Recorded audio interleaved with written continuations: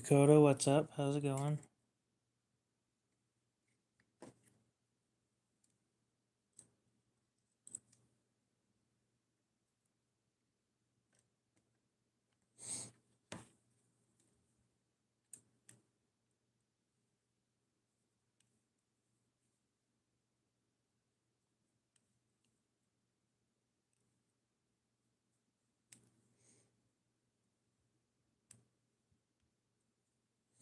Damn.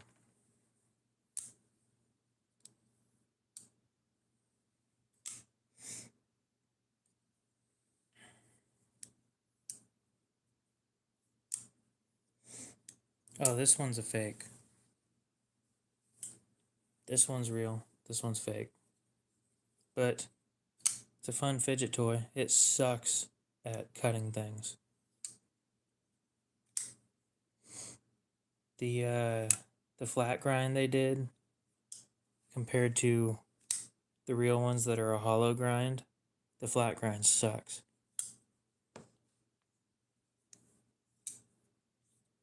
I wanted to try taking it apart to do some maintenance on it. It ain't gonna happen.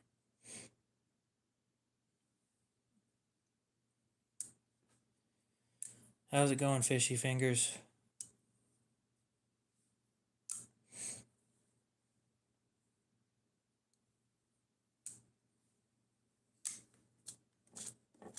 Like the edge is sharp, but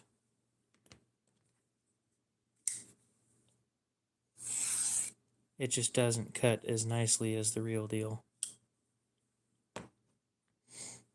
Especially through cardboard. It sucked at cutting cardboard. Yeah, one of them is... So this is a clone of an Inkosi, and this one is a Sabenza. So they've got the same blade shape, which I wanted, but you can see differences when you look at them.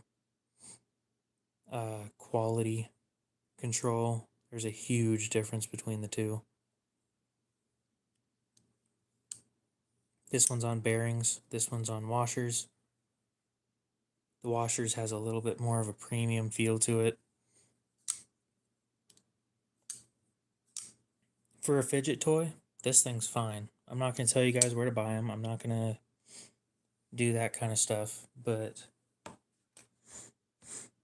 other than a fidget toy, it kind of sucks at cutting cardboard. It kind of sucks at, it's heavier. Like a decent amount heavier.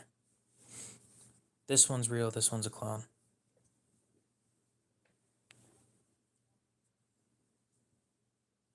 Oh, let me take my jacket off. Anyway.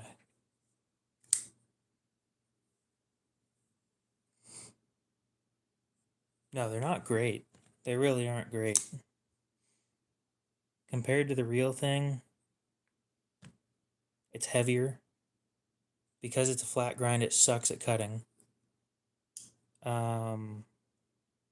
Heat treat wasn't bad on the bright side of things, but other than that, it's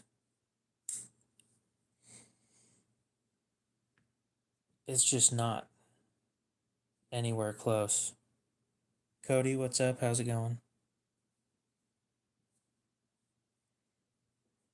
This thing cuts cardboard so nice, though. I was so happy with that. Pulled that thing out to cut some cardboard earlier today, and it just right through it. It's not a Sabenza clone. It's an Inkosi clone.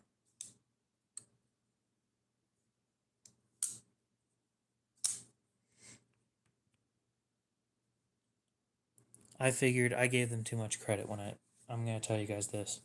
In case they looked too similar, I got a different handle shape, which is basically the biggest difference between the Inkosi and the Sabenza.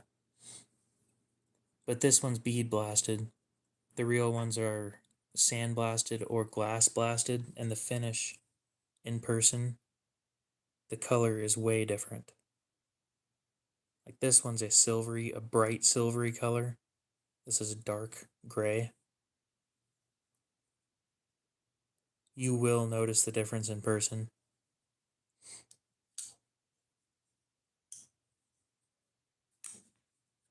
It is fun to fidget with, though.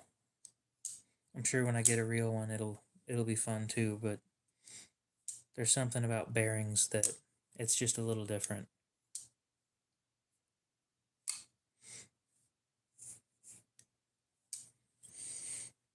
I need to sharpen the Sabenza.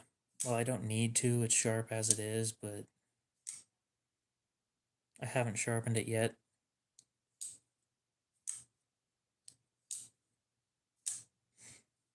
Bearings are better for fidgeting. I'll give them that.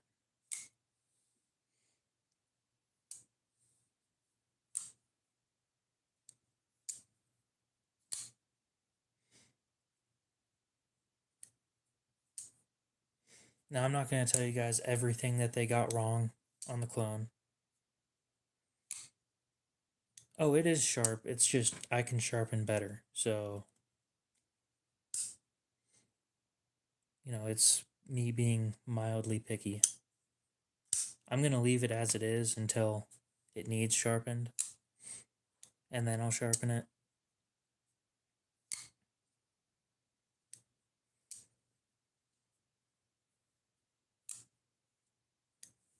It was not hair whittling sharp.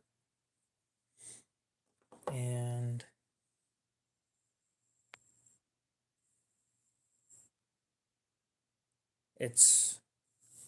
I did cut a shit ton of cardboard with it. I was going to say it's not even shaving sharp, but it might have been before I cut a shit ton of cardboard with it earlier.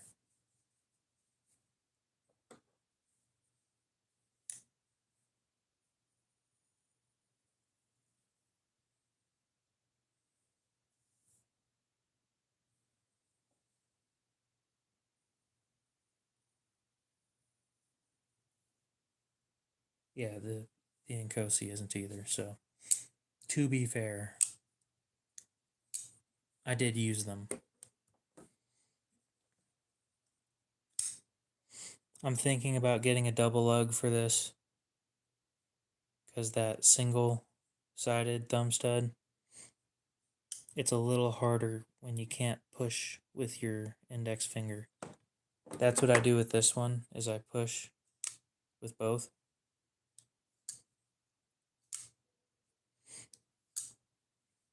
But yeah, I'm not going to tell you everything that they did wrong on this thing, because if I tell you everything, then somebody who makes these might be watching.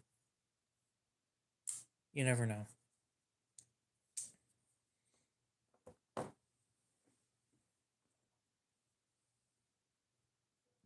Interestingly enough, the paracord that they used was pretty similar, which isn't actually paracord, it's some sort of off-brand.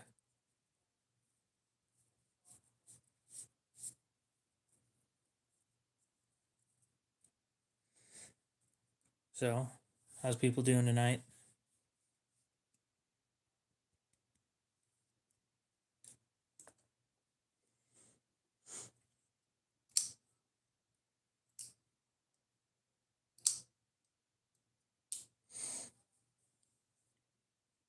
I don't know.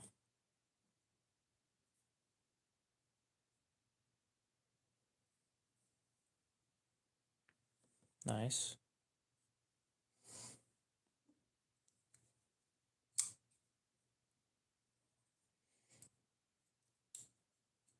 I had to deal with that a while ago. My graduation gift was a succulent, and we put it in too big of a pot, and it just about died before we figured out what was wrong with it.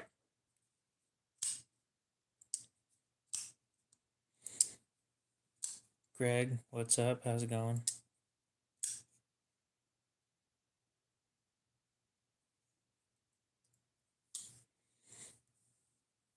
It's still alive, but there's barely anything left of what it used to be.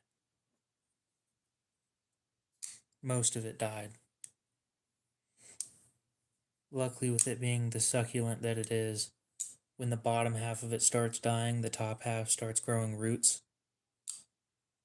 Water it once every couple weeks. We watered it too much as well, so it was sitting there rotting inside.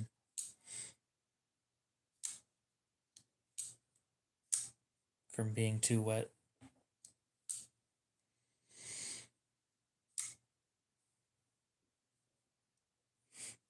Anyway, it is now sitting in a cup from McDonald's that I cut down, and I watered it once every couple weeks. You know, when I think about it, I'm like, oh, hey, what's the knife in your cart? And can I get it for cheaper?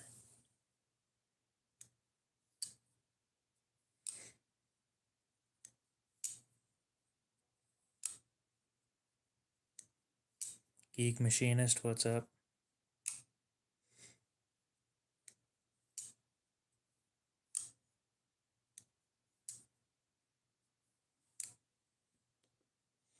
Well, let's look that thing up. But considering it's from Emerson, I don't think I'm going to be too impressed. I don't really like most of that guy's stuff. It's just not my thing, personally. Yeah, my top fidget knife suggestion is... Give me just a sec.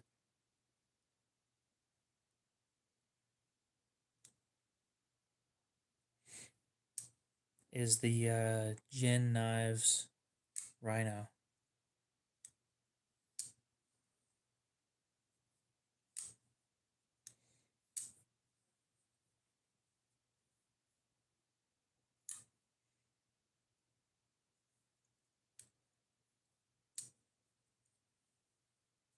I wouldn't buy that,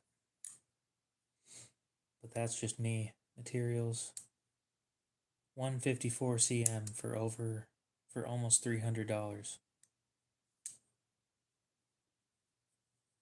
JIN knives. You have to put it together yourself, but it is a pretty cool experience.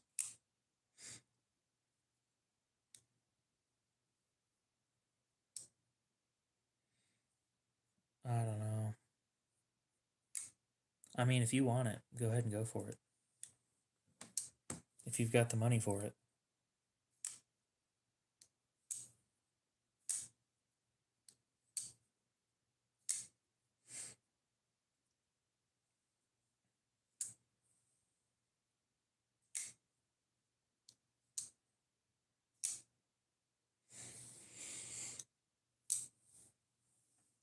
Oh, what to do, what to do. I don't have anything to sharpen. I don't have anything to take apart.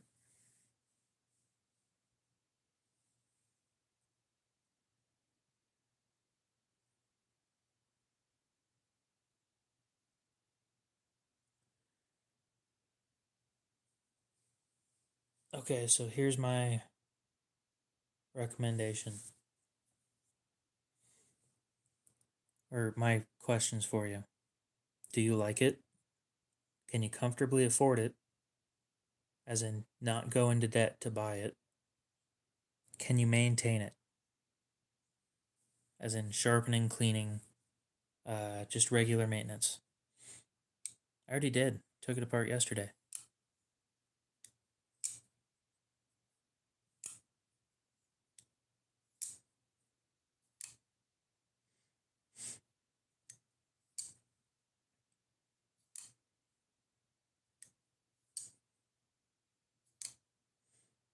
Okay, if you can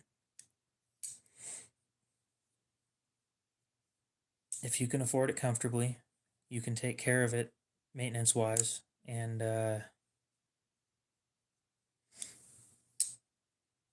whatever the other one was, then go ahead.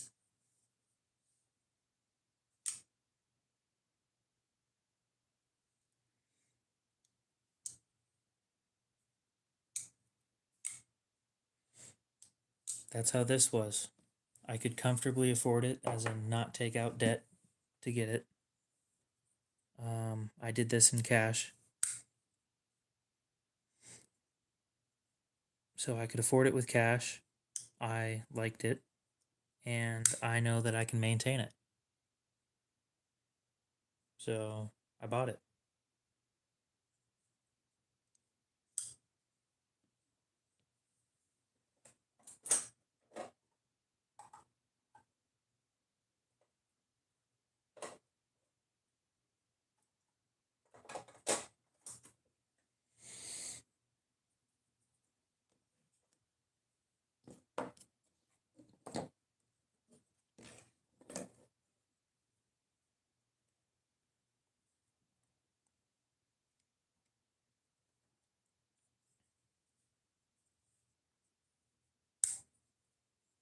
Bunch of tape residue left behind on this thing.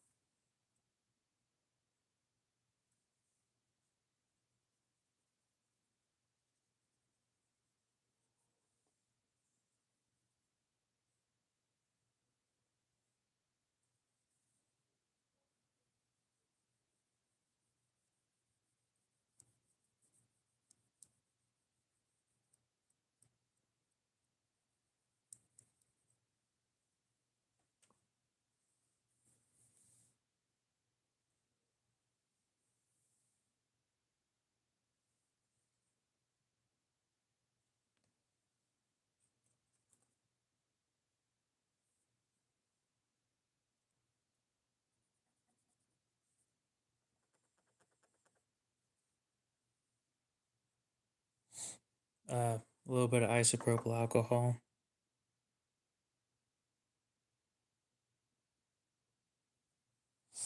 It does all right with tape residue, and it's cheap.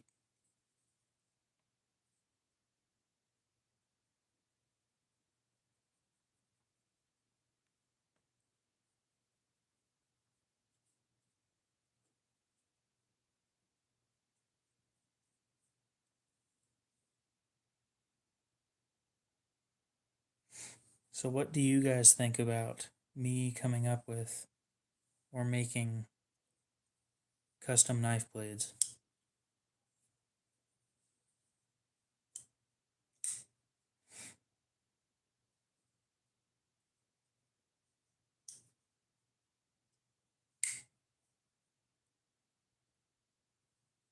Because I think,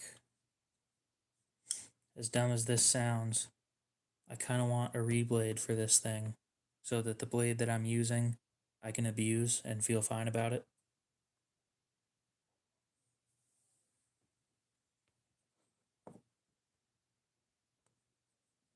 Qwerty, what's up? How's it going?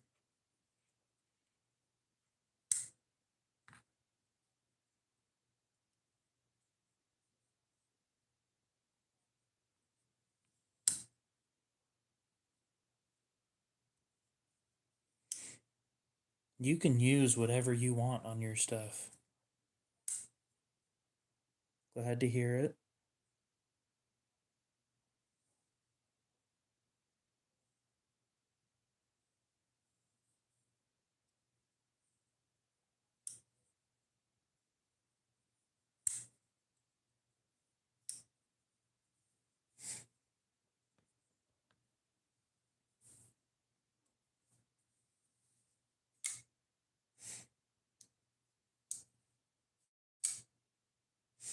Maybe make a better blade for this that isn't garbage.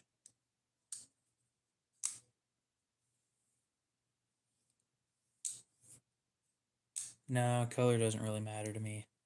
If I'm making a user blade, it doesn't matter. It just needs to fit.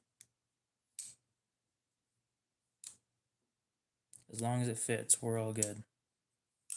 But yeah, the blade on this thing, because it's such a thick, flat grind, it doesn't cut worth shit because it is a fake. But maybe if it has a custom blade, people won't frown on it as much. Yeah, that's another thing. The wait time to get one of these custom made, I don't want a custom one. I wasn't even sure if I wanted the real one until now, and now I do. So that's going to be a while. It's my first time getting a hold of something, or one of these things.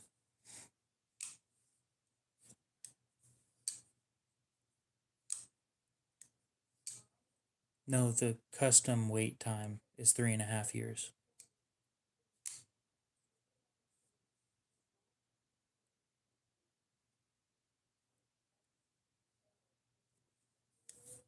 Last time I checked, I think the wait time on a Sebenza was 6 years.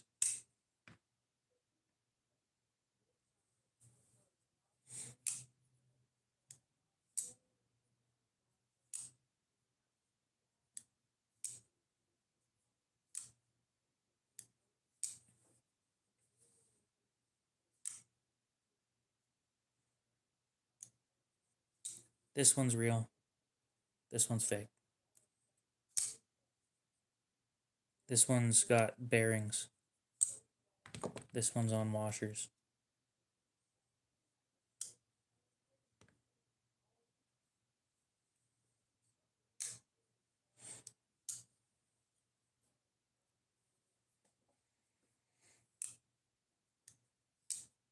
That'll do it for you, huh? You find a knife that you actually like just to find out it's a fake? Oh. Or a copy of another knife? I hate it when that happens.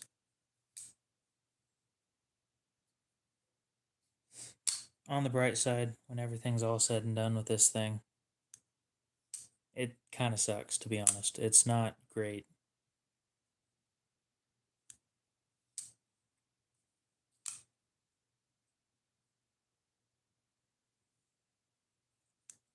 It's just smoother. Once that thing breaks in, it'll be smoother. This one will be smoother than that, but it needs the break-in period. It's going to take a while.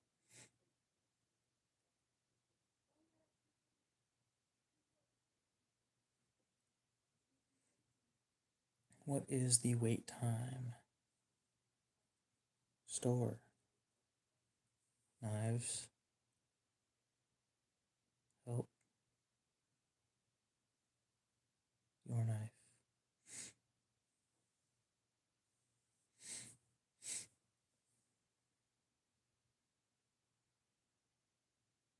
Oh, okay.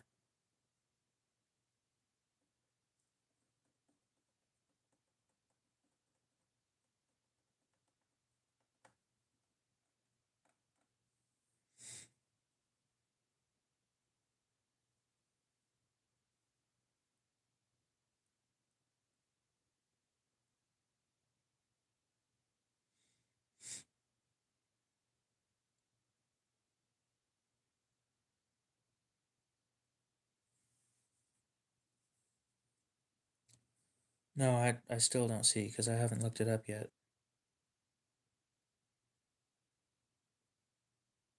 Because I thought we were talking about the Nkosi, not that. Oh, that's not bad looking. 275.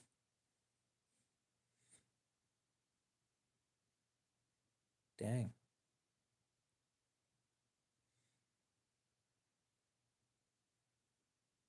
Yeah, have fun trying to get one of those. Oh, well, lucky you. Lead times. There we go.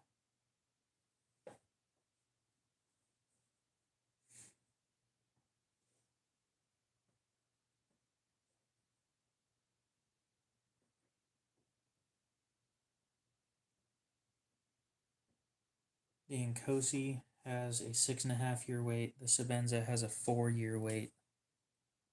The Zahn is 6 years. The Nandi is 6 years. Backpacker 3.5. Green Beret 7 is 5. The Pacific is 6, and the Inyoni is 3.5.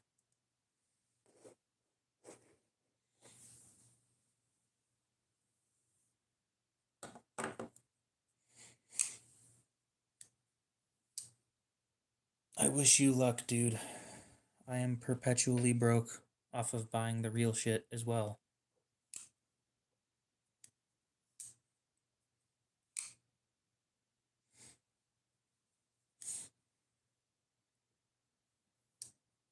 This one's real.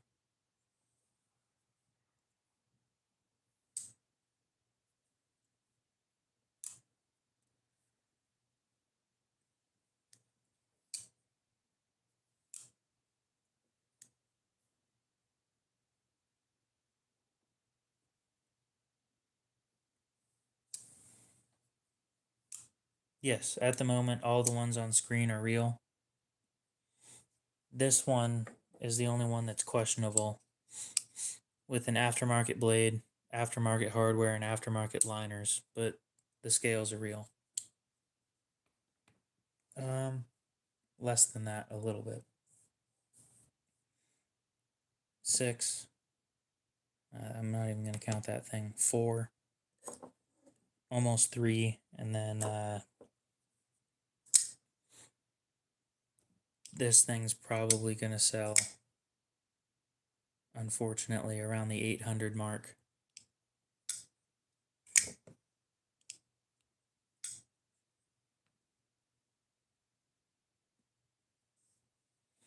That's fair. Now, my recommendation, if you're going to go with clones, at the very least, mark them as fake. God forbid something bad happens to you and your family members think that they're real. Oh, Casey Anthony's been in here a few times. We don't want the fake ones going onto the market with the real ones.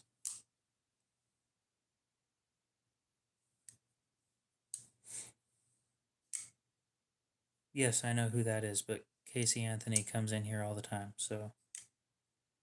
Or used to. Until you stopped showing up.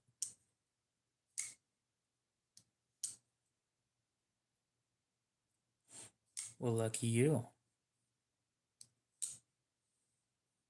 I just bought that shit for full price. And I'm broke now.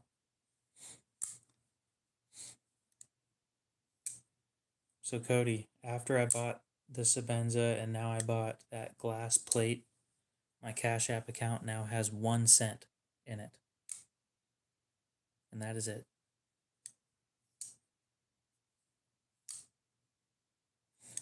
I am broke.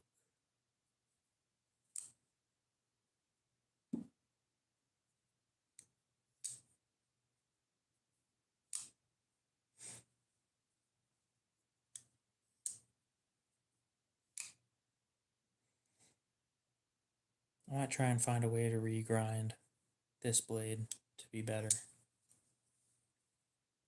I don't like the... I want a harpoon down here.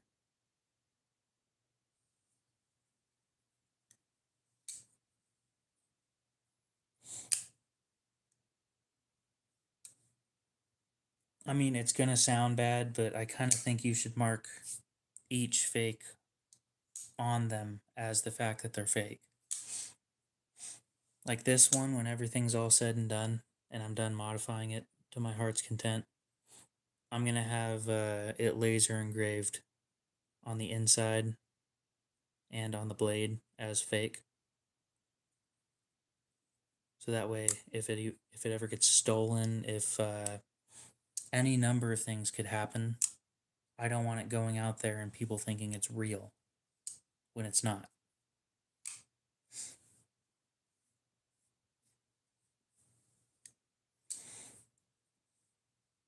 Yoda, what's up? How's it going?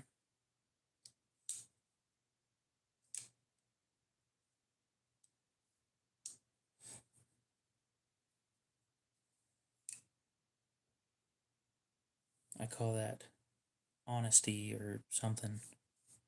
Something along those lines. No, because nobody knows what F means.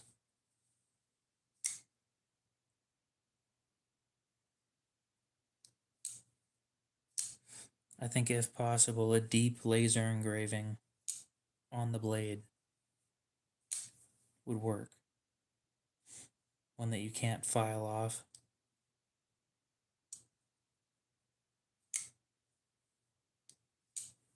Appreciate the subscription. I can't read that.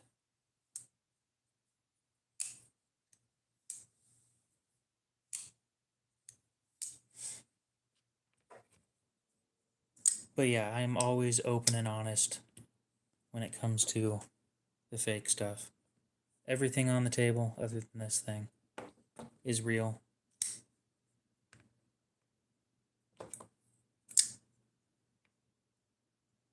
Damn, we got some high-end shit nowadays. Yep, 2K giveaway is going to be on next Friday. Tomorrow is going to be the liquidation sale, though. Because now I can't afford shipping. Woohoo.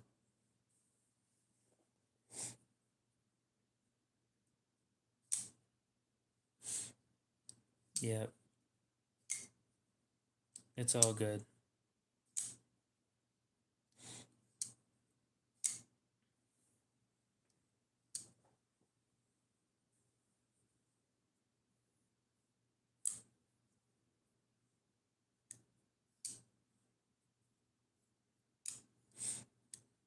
I love them too. Unfortunately, this one's a buddy's that he wants sold, but other than that, the other two are mine.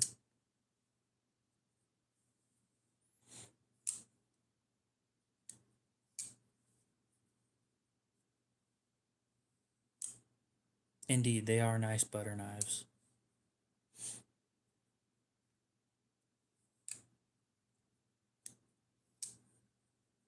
Sure, but not the, not everybody's gonna know what a real one looks like compared to a fake. I'll be honest, I didn't know the difference until I had the two in hand.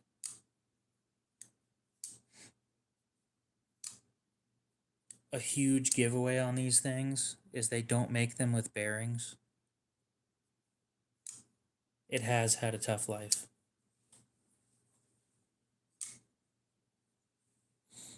Yeah, the Koenig has definitely had a tough life. It's been used. Thing's almost 10 years old.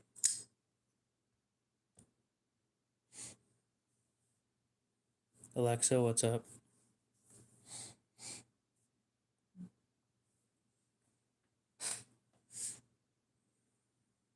I can spot a fake fire. Whoa, what the hell was that? I can spot a fake Spyderco easily. It's Cerakote. This is before they moved over to DLC.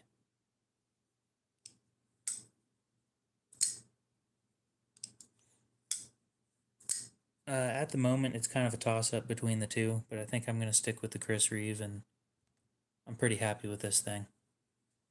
The PM2 isn't a bad knife. It's got a little more weight to it, but it is a lot smoother and easier to play with. Mad Yako, what's up? How's it going? About to send you a friend request on Facebook, but then I thought better of that. I'm not sure if other YouTubers want me sending friend requests.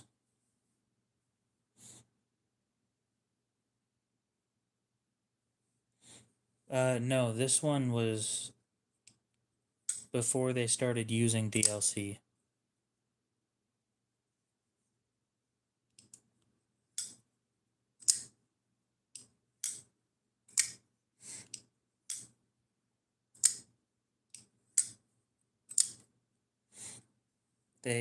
This was back in late 2016.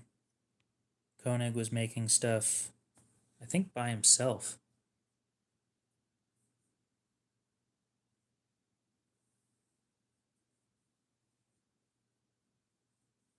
I see.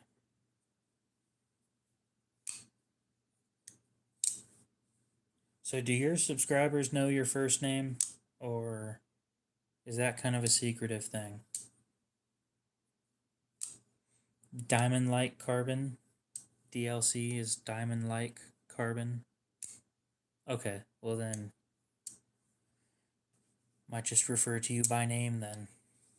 Just say Tyler instead of, yeah. Oh, mine don't know that.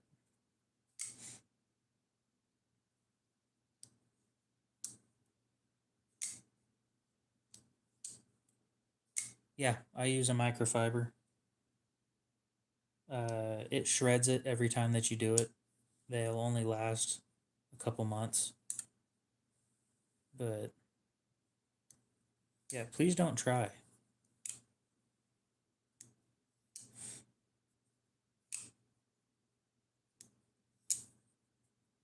Oh, well then, this isn't the knife for you.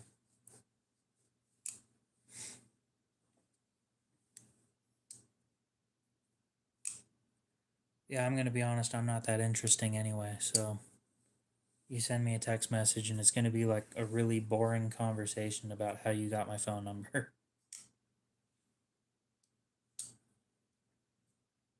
I might be moving over to one of those giant erasers.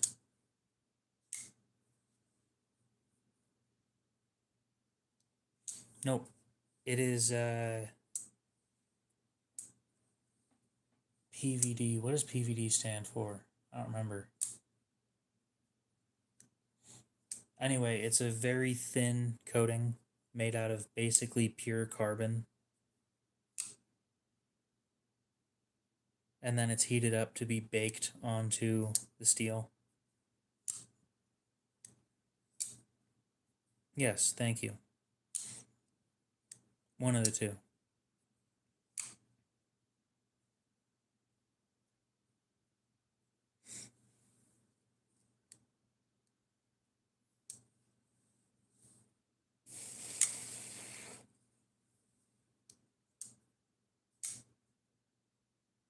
You know, I can, as I'm playing with this thing, I'm starting to see things that I don't like about it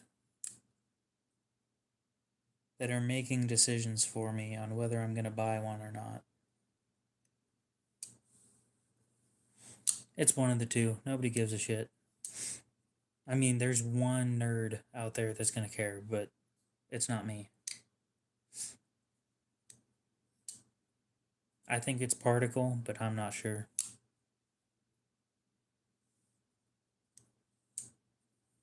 The finger grooves on the handle, or they dig in wrong.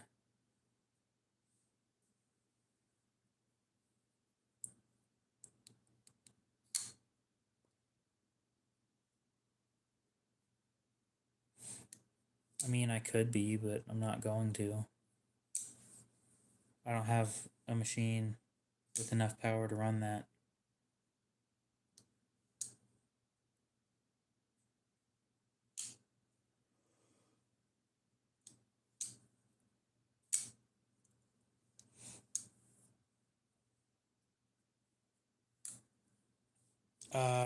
Playing with a clone. I'm sitting here debating on whether I actually want to buy one of these or not. I'm stuck, like, literally halfway on whether I want one or not. Because these, the finger sections right here, like, it's pinching my hand or pushing against a certain part of my finger that's, like, mildly annoying. And this doesn't do that. So I might just end up with another Sebenza or something. This is the perfect use for clones, is figuring out whether you want a real one or not.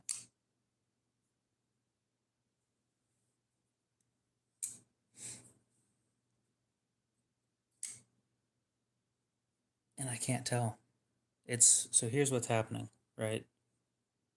It's this section right here that's pushing against my middle finger in a way that's uncomfortable. I'm not adjusting my grip to fix it, because there's no point in doing that. because I don't care enough.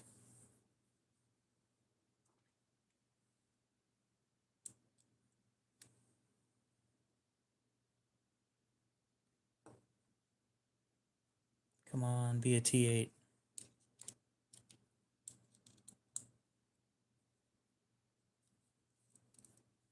Thank you.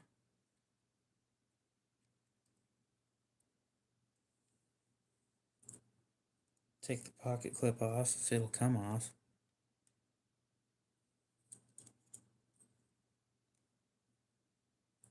Holy shit. There we go. Damn, that was tight.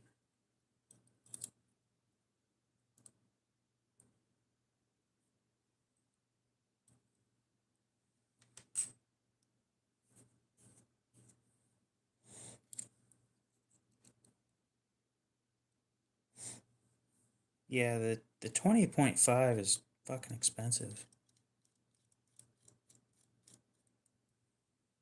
I'm not saying go out and buy a clone. By any means. I'm not saying that. But holy shit, those things are expensive for the materials you're getting. Oh my god. Well, this thing's not as bad without the pocket clip. Maybe it's the pocket clip that was bothering me.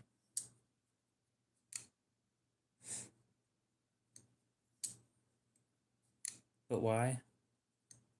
But why what? I don't know what you're asking, so...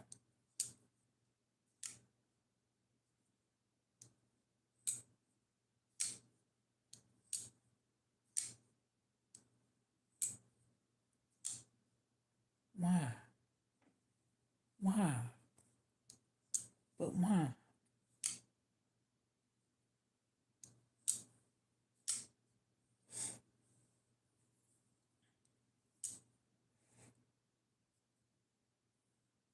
But why? Exactly. That is insane. It would be nice. I'm not saying that this works, but it would be really nice if the scales were transferable. You know, if you could take the scales off of a clone and put them on the real thing, that would be awesome.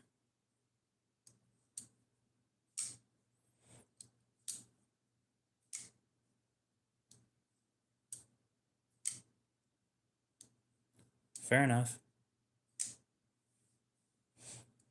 I am asking a lot. But it would be awesome, you know?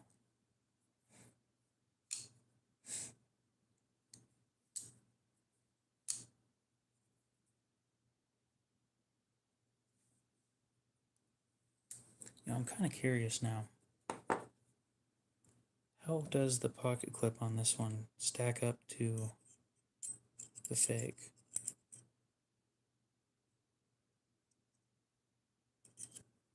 Holy shit, that thing's bent out of shape.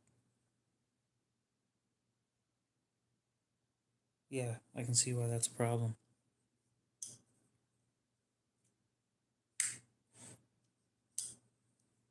Sure it would. And I'm sure you'd give some of that to me by buying shit. Wouldn't you? Just because you're a millionaire doesn't mean that you shouldn't save money. And buying used is the way to go.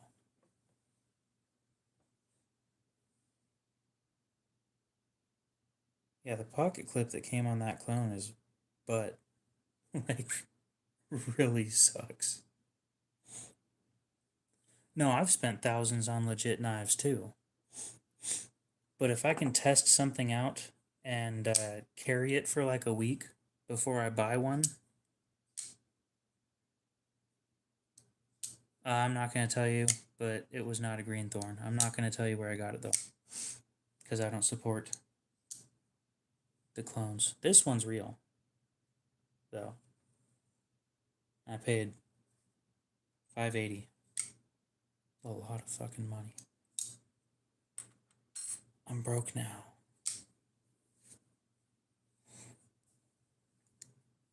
that is my best excuse for clones being useful.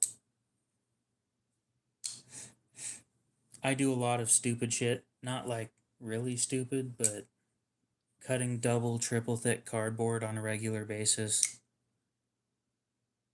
And some of these things just aren't comfortable. Yes, clones are bad.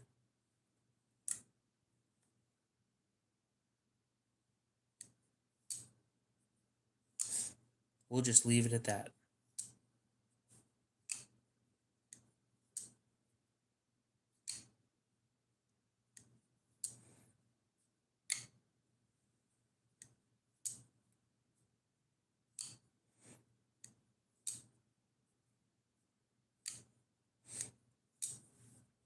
The thing about the fake ones is a lot of times the fit and finish isn't quite right.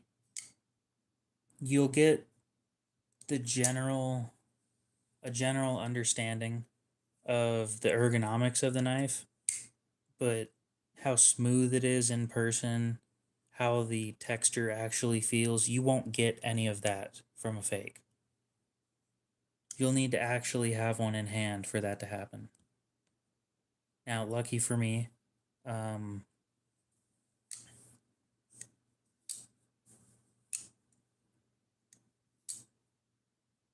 yeah, I wouldn't buy a Medford either. Those things are overpriced for D2.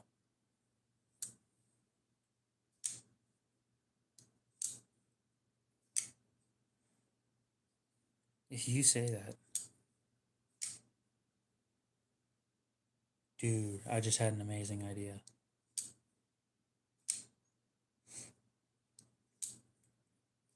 I need to get in contact with, I think his name's Brian at Transparent Knives. I want a cleaver for my Sebenza. I want a cleaver blade to use. Yeah. A lot of the clones, they're, again, the fit and finish isn't great compared to the real deal. And sometimes the sizes are wrong. That does happen. Because a lot of times they're going based off of pictures, not having one in hand.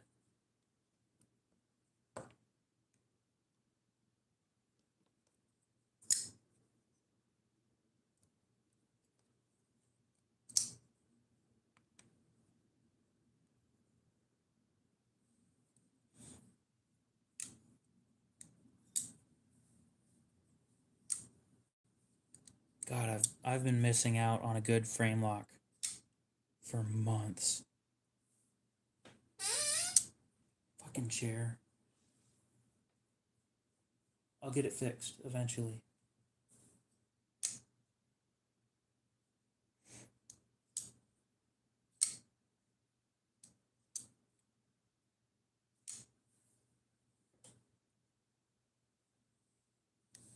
Oh, that hurt.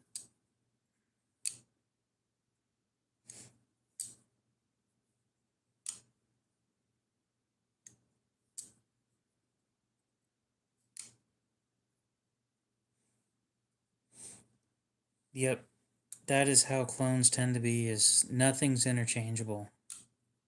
The only thing, I saw a clone Sebenza with a lightning titanium inlay. That would be sick. The inlay would be sick. Other than that, the whole rest of the knife would have gotten thrown away. But that inlay, oh my god, it was beautiful.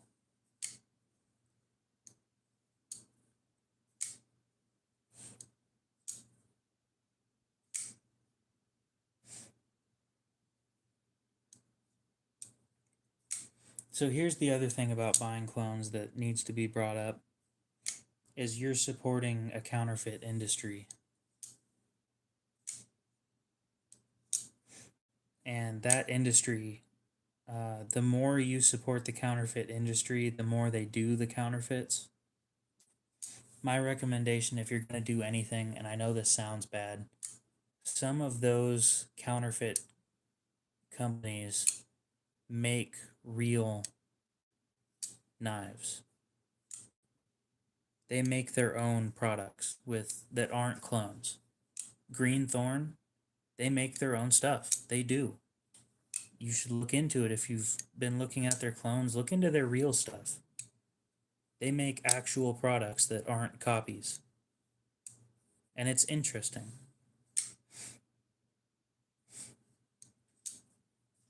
There's other companies that do the same thing. They make clones, but they also make their own custom stuff. Not custom, but you get the point. They make their own stuff. And I would push you towards buying those before pushing you towards buying the counterfeits. Because at least that way you're not telling them that making counterfeit knives is a good thing.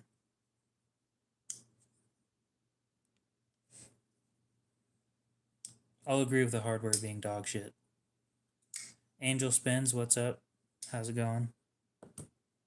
You're late. You're almost an hour late. What the hell?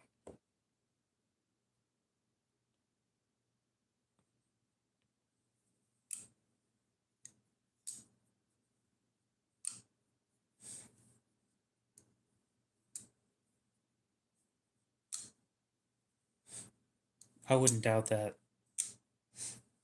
I mean, Spyderco, for the price, is probably the very top of steel heat treatment than you can get. They make great knives with a great heat treat for the price. They are hard to beat. I'd almost say unbeatable at the price. Ew. Whatnot? No way.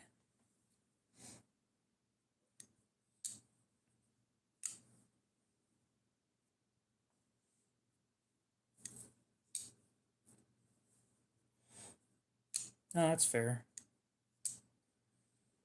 I will not tell you what not to do. What to do and what not to do because I find that annoying when other people do that. But me being a person who is designing knives,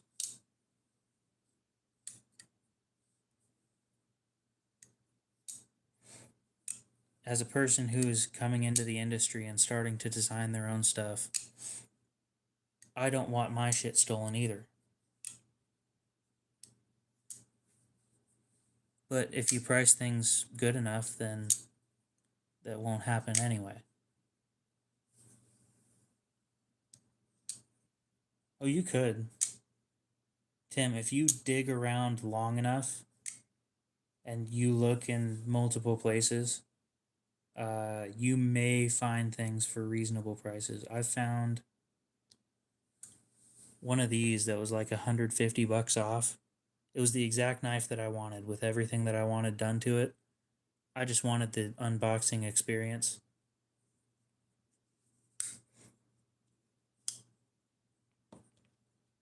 Which $150 off of that is total cost was like $450.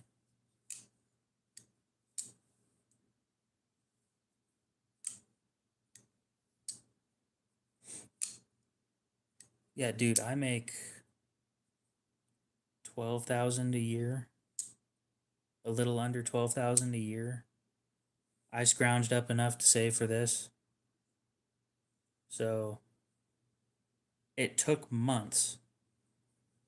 I think almost a year to afford that. But I did it. A lot of buying and selling other knives led up to affording that.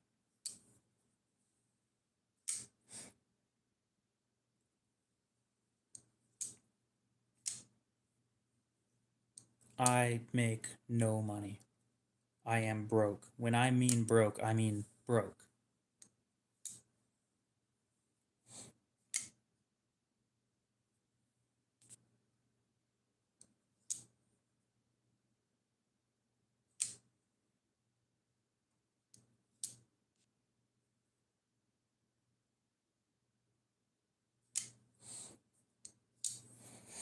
Oh, we can look into it real quick. The phone that I'm recording with is being a bitch and it isn't charging, so.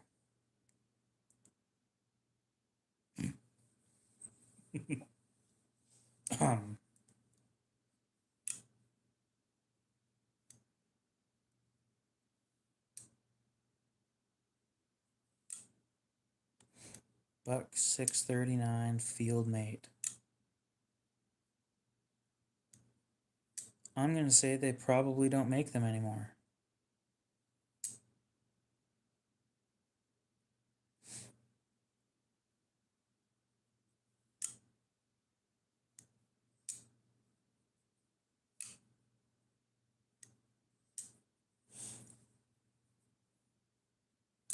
You might be missing out on a little more than 2/3.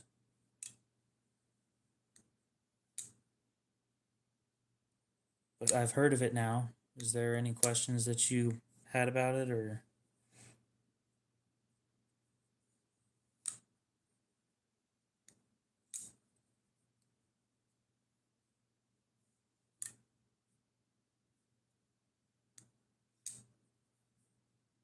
Damn, that's expensive. Oh, we're just talking about knives. Somebody brought up a knife, and I looked it up.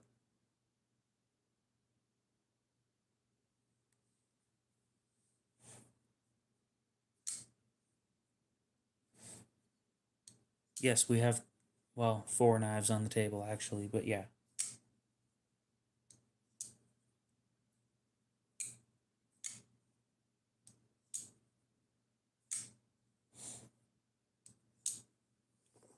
Oh, you wanted this one open?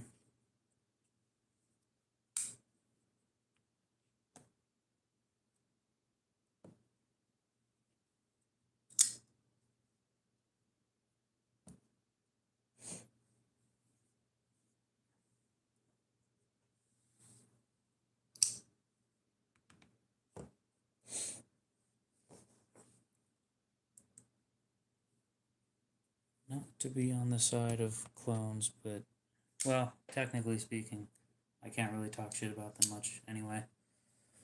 Um, well, I can.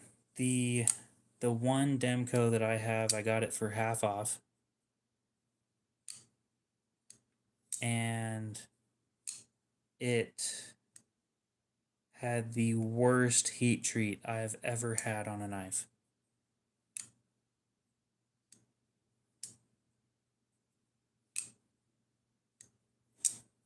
Yeah, I don't think that for the testing that I do, a clone wouldn't stand up to it. Edge retention wise, it's not even close.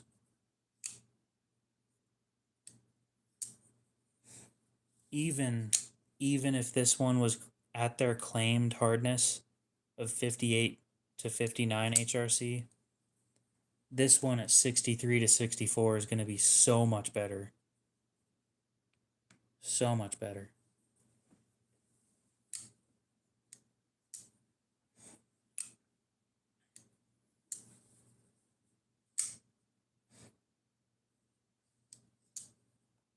Anyway, I'm not trying to have an argument about that. My Demco Shark Cub has genuinely the worst heat treat I've ever had on a knife that was that expensive. I think brand new that knife is $100.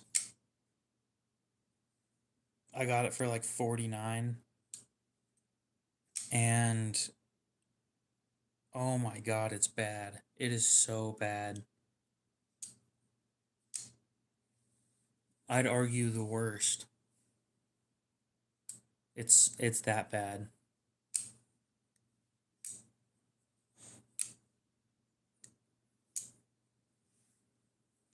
No, sure, 49 isn't priced terribly, but the heat treat that it came with is worse than the heat treat that I got on the you know, the new Ozark trail knives that sucked? The blue one, the Valor specifically. Everybody talked shit about that thing. It's worse than that heat treat. It is genuinely like they didn't even heat treat it. Oh, the shark lock's fun. That's the only benefit of that knife is the shark lock. It's fun. You sit there and fidget with it for a couple hours and then it eats your finger. Quack Attack, what's up?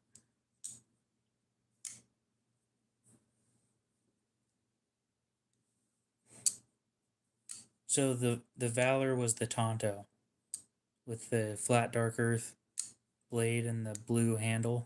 Stupid color scheme, by the way. I don't know where they came up with those two getting along. But that heat treat sucked. The heat treat on the Elevation, which is the green one, that one sucked too. But my Demco Shark Cub is worse than both of those.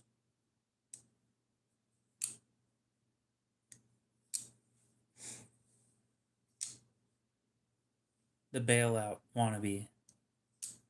The Shootout's an OTF. The Bailout is the one that you're thinking of. Is that Doke? Is that how you say that? How's it going?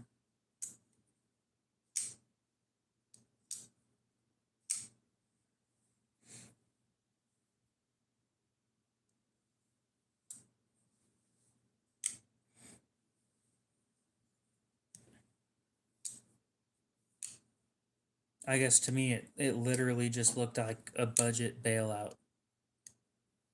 Somebody on Reddit called it the whale out, and I was like, that works.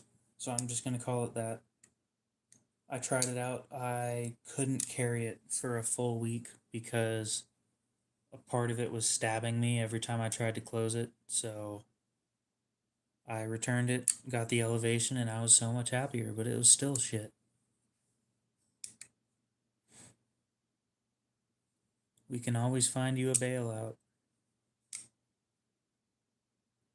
Do you still want that that Adamas?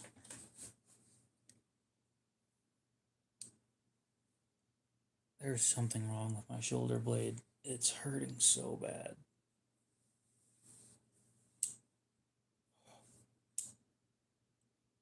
Ooh, that hurts. Put it on layaway.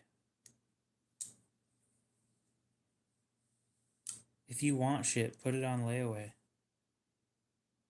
Also, you gotta make sure that it's real first, but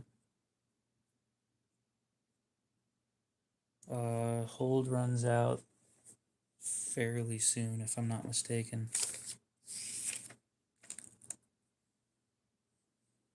What's today? 17th. You got 5 days.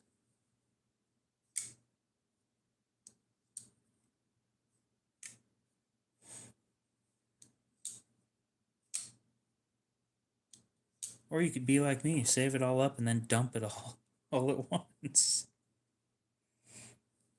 Oh, I'm gonna be feeling that for months.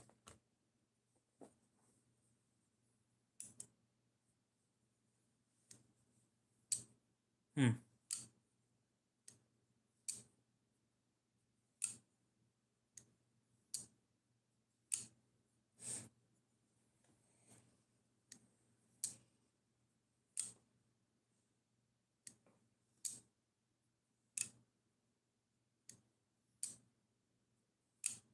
I don't have another buyer. I was just curious if you still wanted it.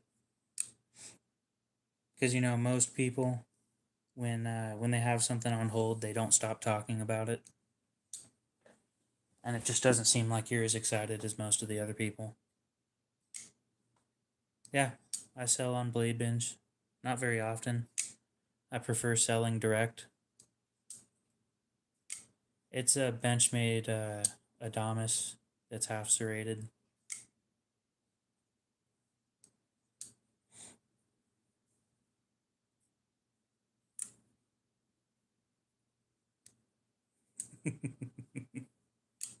I like that. Blade beige. Oh.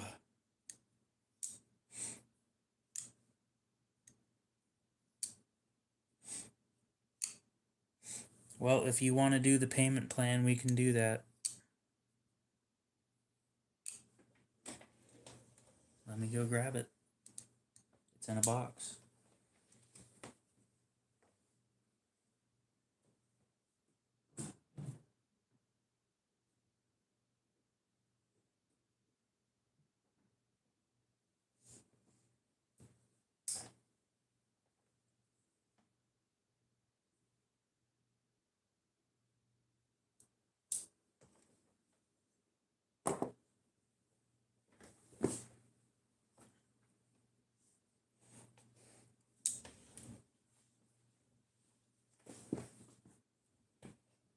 No, I was just asking because most people seem curious or excited about the shit they're about to buy.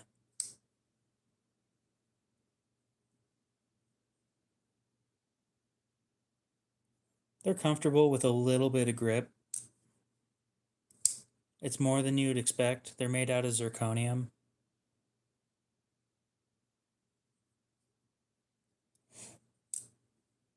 Like Dakota, who won't shut up about his. No, that's a full size. The minis are in the other box.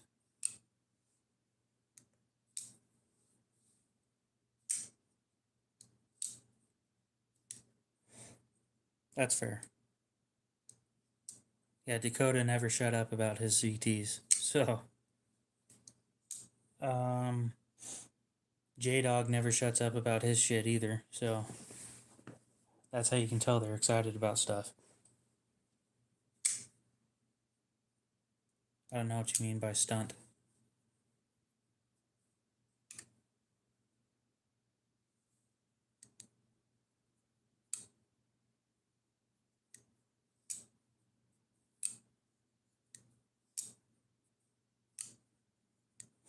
Yeah, I've got too many Adamises in the box. One of them's mine, and one of them I bought for somebody else and sharpened it.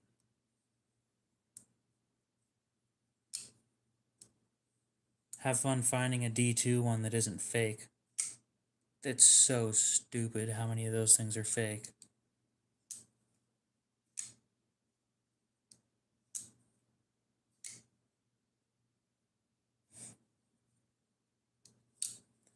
I tend to, for some reason, when you say you're a humble person, people say that that's not very humble of you. Like, shut the hell up. I am a fairly humble person. Oh, there's just a lot of fake Adamises out there.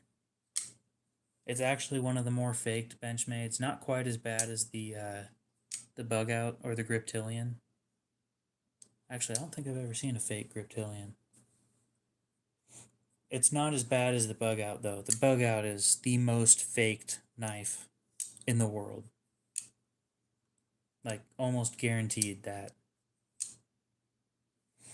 So you really got to look at a Bug Out if you're going to buy it used. But the Adamas, apparently the D2 ones, they've got a few clones out there going around. And that's something to watch out for.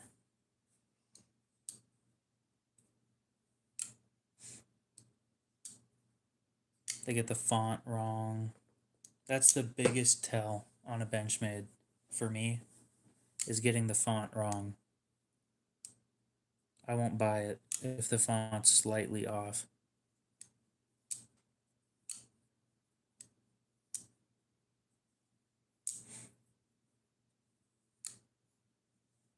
Yeah, I'll agree. It kind of does look like crap. I've had the Arius in my possession for a month or two. My buddy has owned it for almost 10 months now. A 300 isn't terrible for a first production, as long as it's in good condition. It's not even for technically an EDC knife. I think it was a backpacking knife to begin with. Are you wanting to buy the Arius by chance? I'm having issues finding somebody that wants it.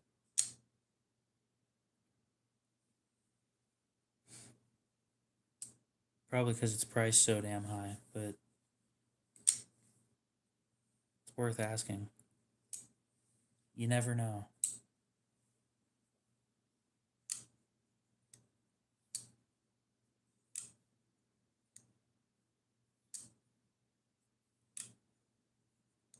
Oh, dude, 300.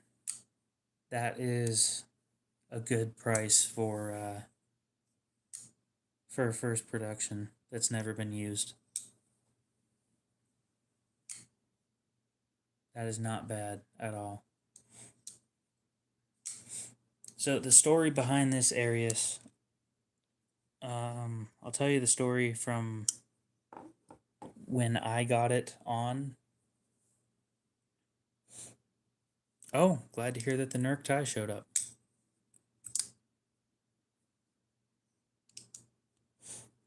So this Arius was won in an auction. Somebody lost it to TSA, and my buddy got it in an auction. Paid a couple thousand for the auction or something like that.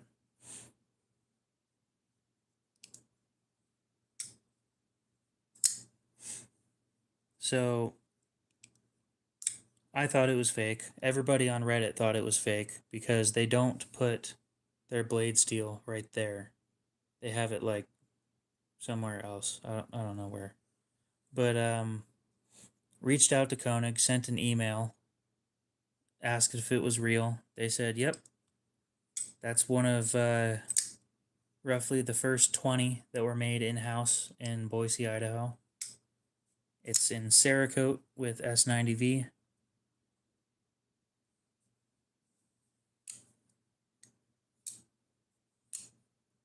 That's what I was saying. Pulling back on the upper part of the lock, that is so much easier than the back lock bullshit they were trying to pull. So yeah, this is one of roughly the first 20 made in late 2016.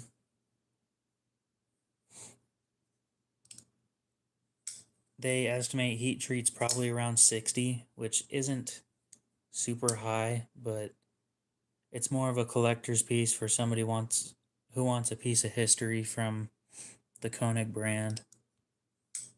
And right now on Blade Binge, it is sitting at 1190, which is high. I understand that.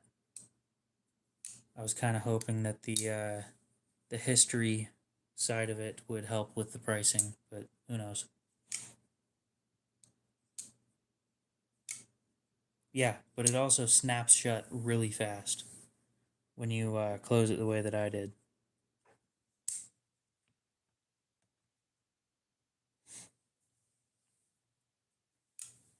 Anyway, with it being priced at $11.90 on Blade Binge, I will. How much can I drop that? I can drop that by like $40 if you buy it here. So like 11.50.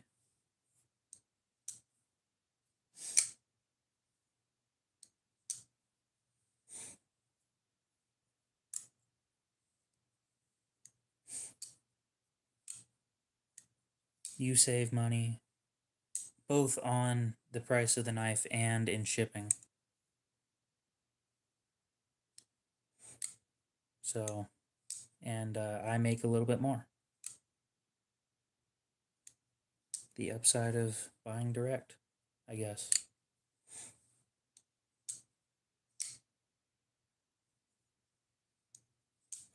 No, I'm not saying how low I'll go. I'm just saying what I'll take. By what I mean by what I'll take is right now it's priced at $11.90. I will lower it by $40 if you buy it directly from me. You save money. I make a little bit more money. It's a win-win.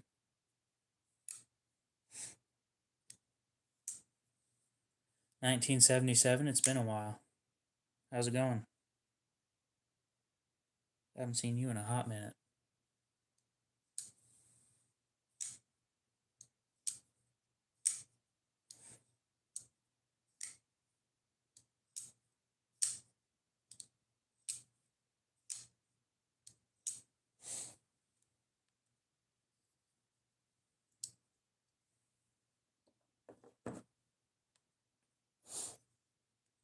This thing's heavy.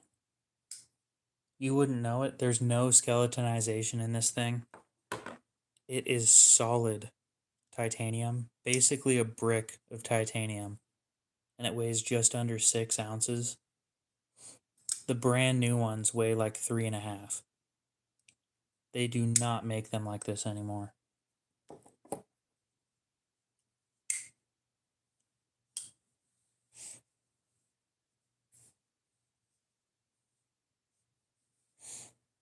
It is heavy. Anyway, we're gonna sharpen this up to 500 grit. I just brought it up to 11 or 1800 and I didn't like how it felt, so we're dropping it down again.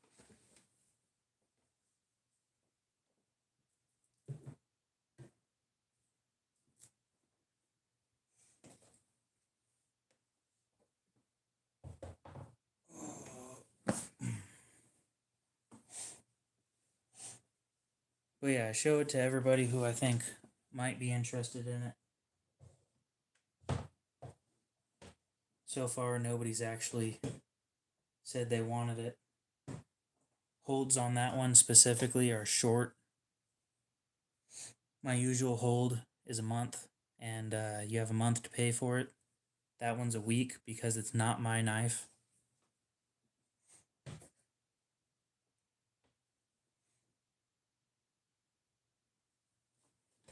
My buddy wants it sold and he wants his money ASAP, so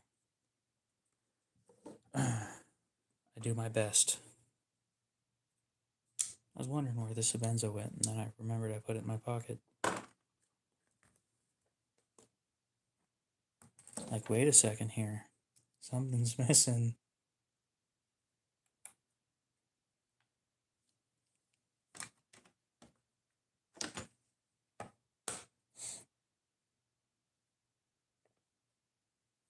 Oh, there's no way you're going to bend the handle on that thing.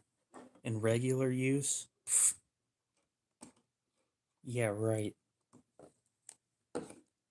There is literally no way in regular use that you would bend this thing. That handle is thick.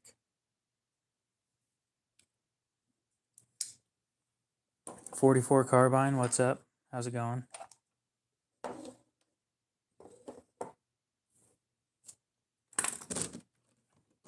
I got a solid question for you, Cody.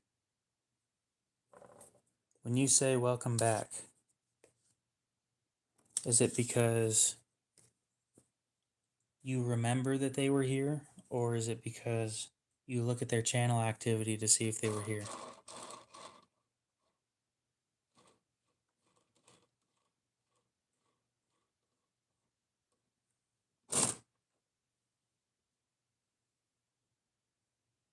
Interesting. Most of the time I do too. Sometimes people haven't been here for a couple months. We're sharpening a clone. The real one's in my pocket, but I left it at a higher grit that I wanted.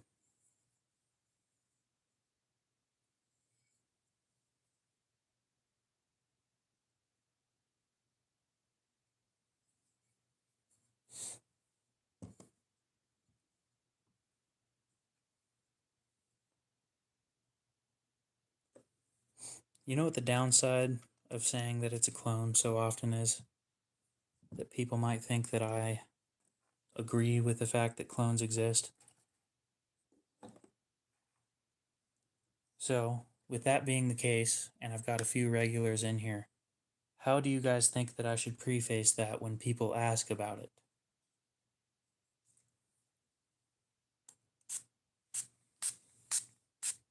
Because open honesty up front is the way that I go. But what other options do I have that don't make people think that I think it's okay? Without saying a whole spiel.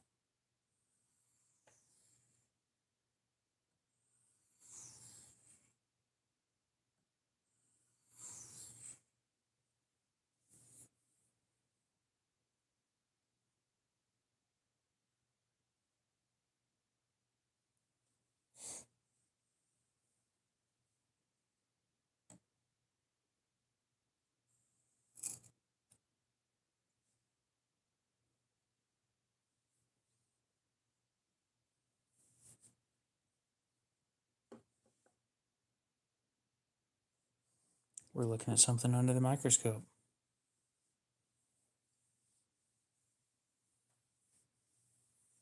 The spray stuff that I make.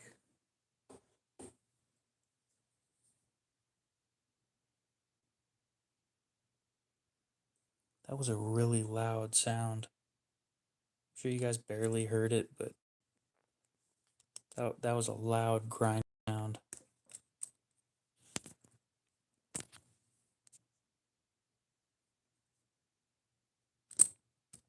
Oh, interesting.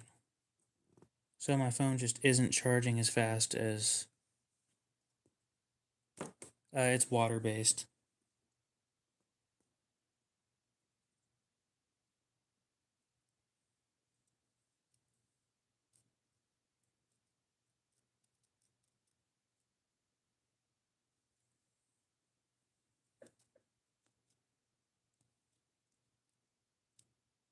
Now, what is that?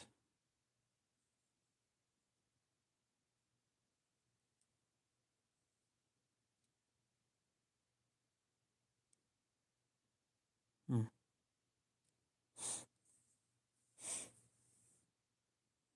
Okay, so what I do is it's 2 ounces of water, 2 drops of Dawn dish soap,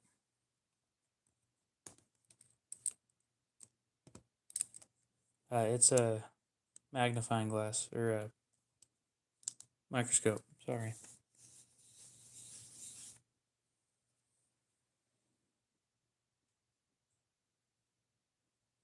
Oh, I zoomed in too far. Wait.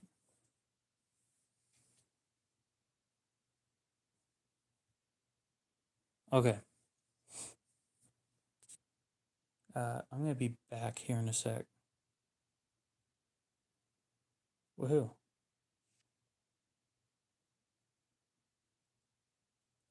Yeah, sorry guys, my phone isn't charging as fast as it's draining, so...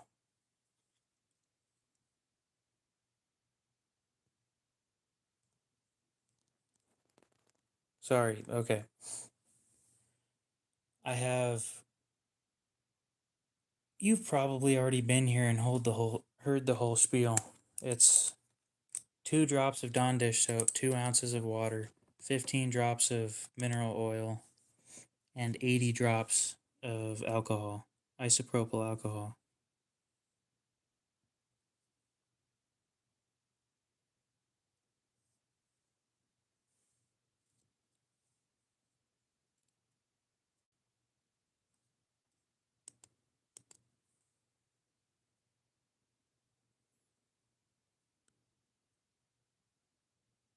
Ah,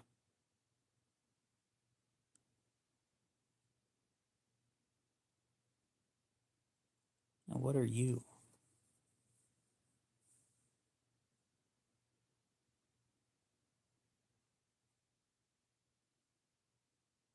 I wonder what that is.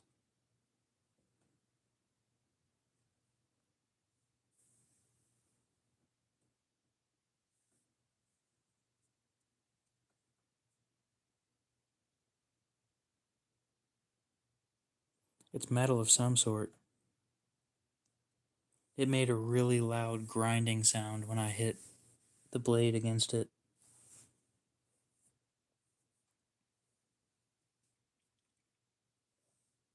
Hmm.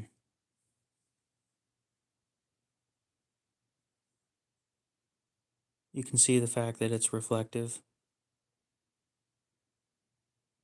There's some sort of metal stuff going on there. And all you're seeing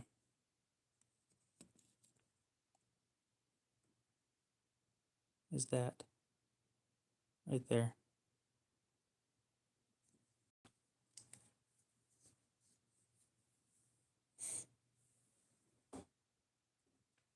We're sitting there looking at something that made a really loud sound when I started sharpening.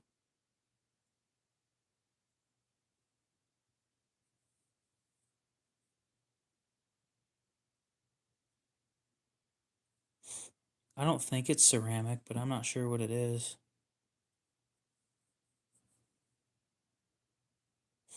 Oh, I have my whole spray stuff that I use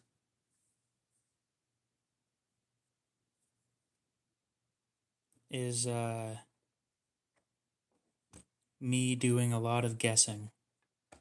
And if it works out better than the last time, then hooray. If it works out worse, then whoop-de-doo, I guess.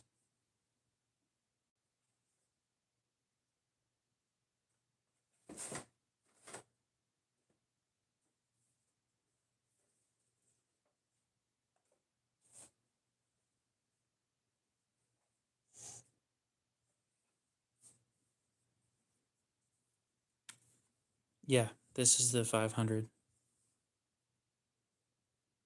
It's too small to pick up with a set of tweezers. The tweezers are too big. So that's not going to happen. Yeah, with you saying that I'm way better than you at something, I'm guessing just as much as you are. Believe me when I say that.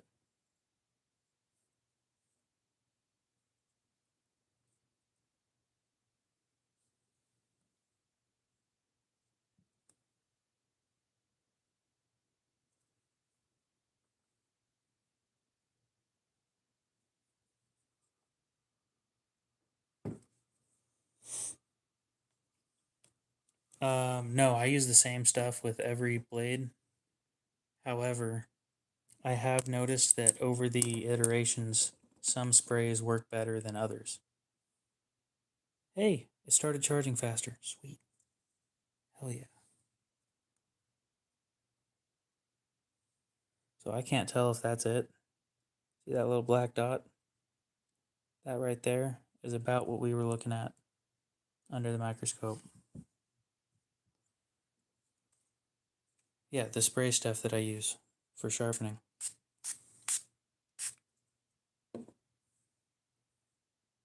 No.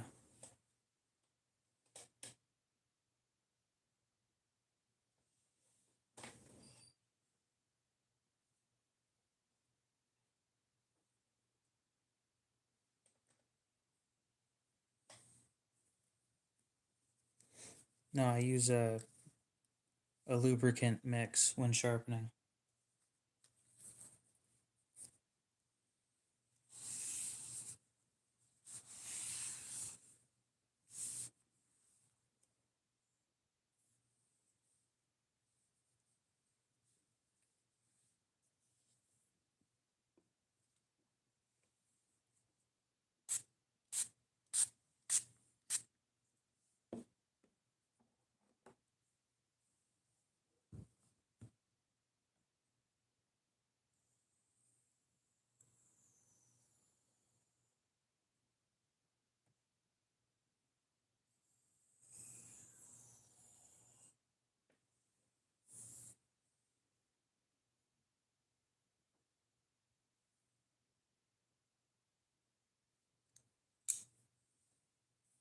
You'll rip up this stone. This stone isn't, or this plate isn't made for having diamonds sprayed onto it. You will absolutely ruin this.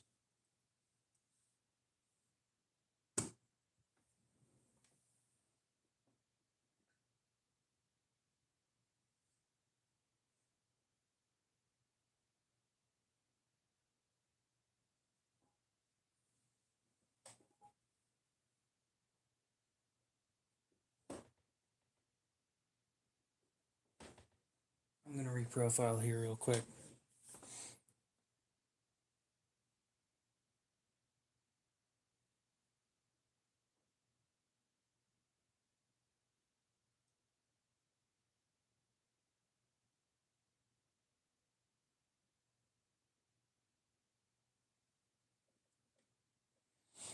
Yeah, I highly recommend against using the emulsion stuff on anything other than things it's designed for. Diamond plates, any sort of sharpening equipment other than a strop should not be an option.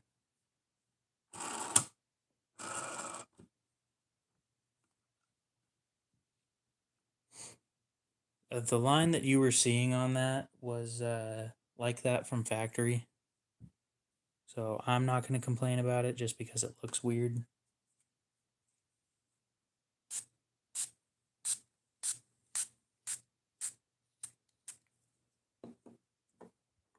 That spray stuff smells good. It's like a small hint of Dawn dish soap.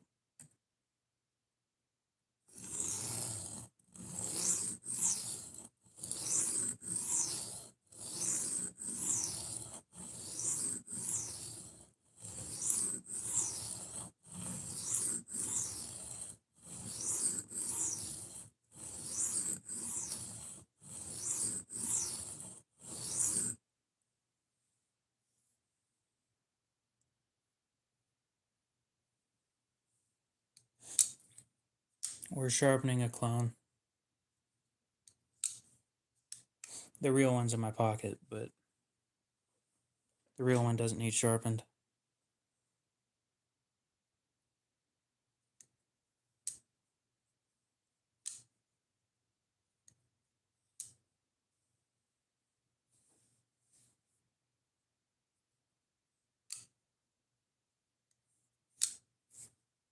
Yeah, I don't know why people like the thought of this being ASMR.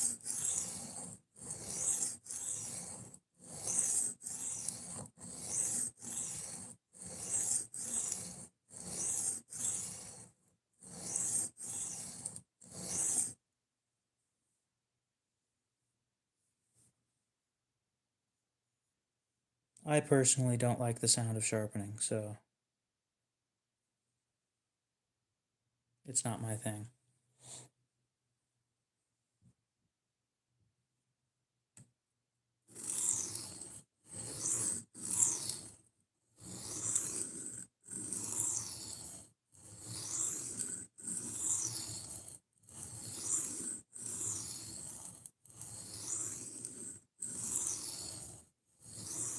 I'm sorry, guys, but I have to show you. I genuinely have to show you the authenticity card of this clone.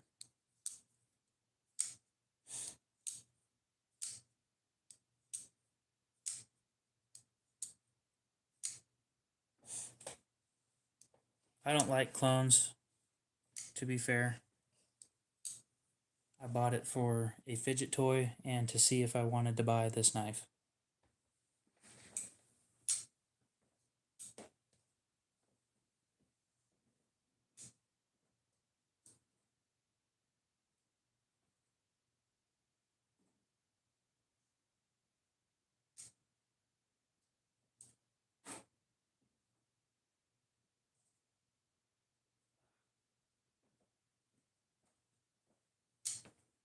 Okay, guys, I found the authenticity card of this totally 100% genuine Chris Reeve. I think it's actually in the low 60s, which I'm happy about, but eh. So, Chris Reeve Cutler instead of cutlery, even though they don't say cutlery. Large Sebenza 25. It is not that. S35VN at 58 to 59 HRC. The handle's made of titanium. Don't you guys love titanium?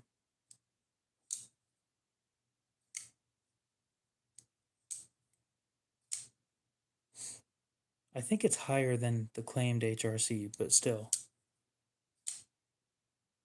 It's Chris Reeve Cutler Titanium.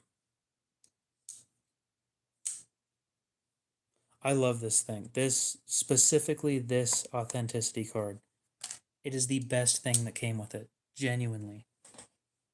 It is the funniest. Oh my god.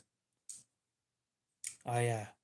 Damascutanium. I'm sorry, I almost forgot about that. I might frame that shit. Genuinely, I might.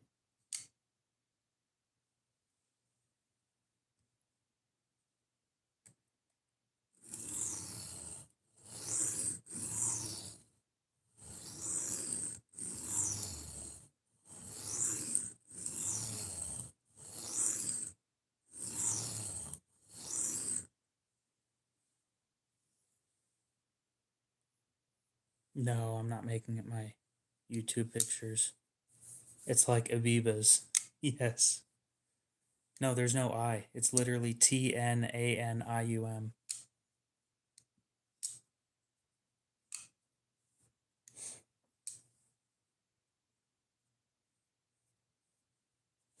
I hope to God you get one of those authenticity cards or whatever with every one that you buy. Actually, I think it is. I do think it is S35.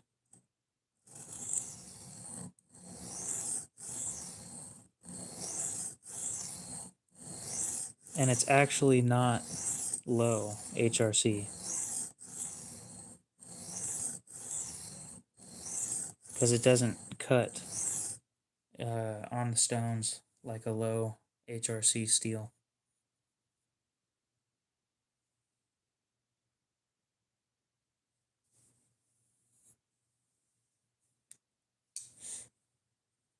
I can have it tested if you guys want, but it doesn't benefit you guys because I'm not telling you guys where I bought it.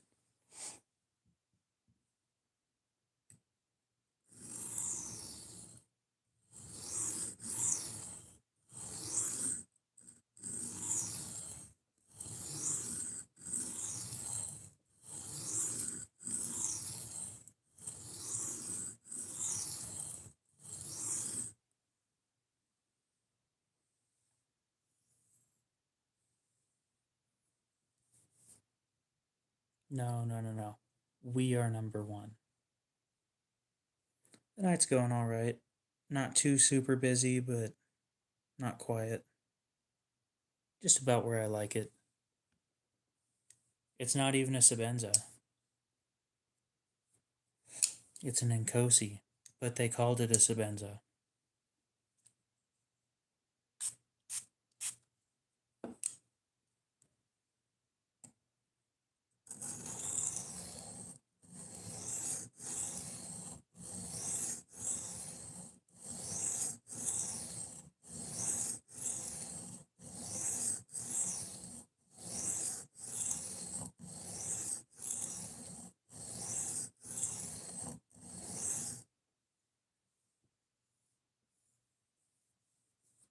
Ali blah blah.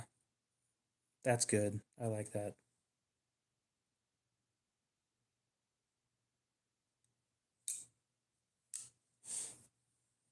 No, I'm getting a real one if anything.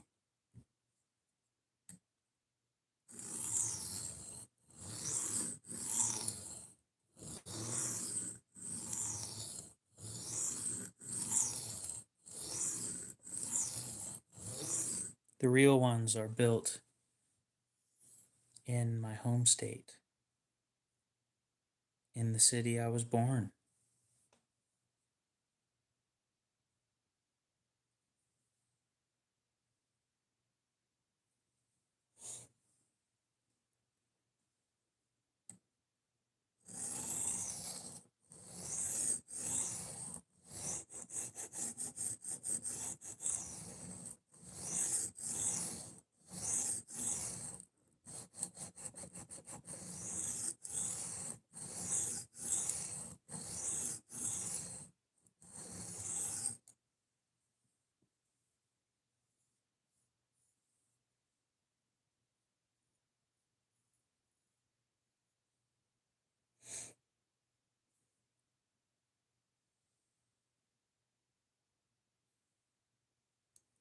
Actually, how often I sharpen a knife matters to me, believe it or not.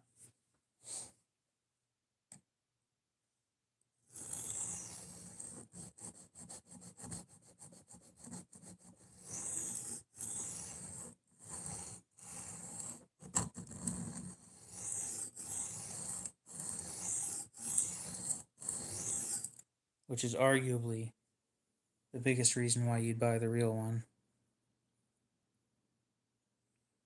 And fit and finish is just nicer. Overall, the real ones are just nicer knives.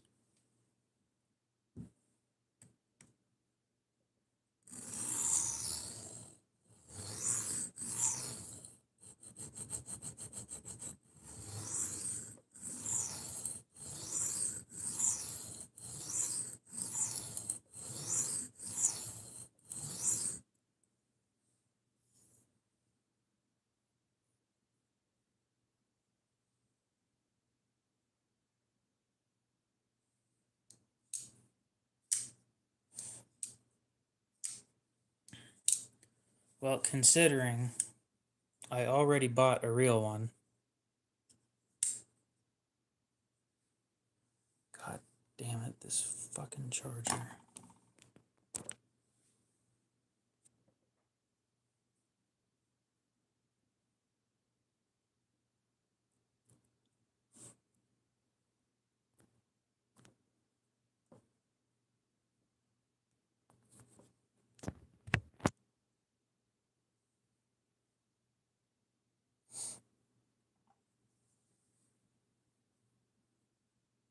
Oh. Yeah, so that's the real one.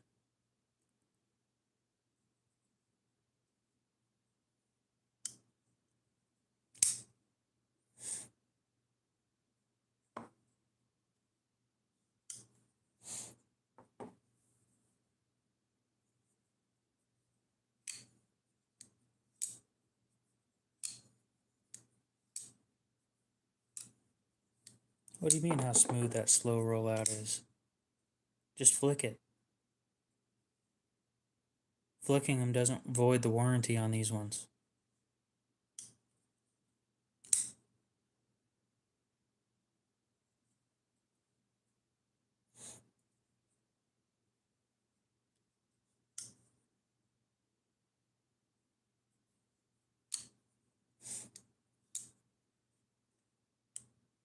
I mean, it's still in the break-in period, but it is getting smoother the more I play with it.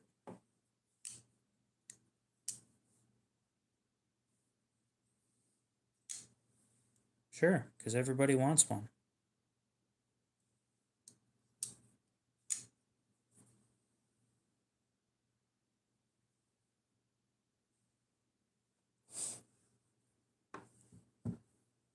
It is a choice.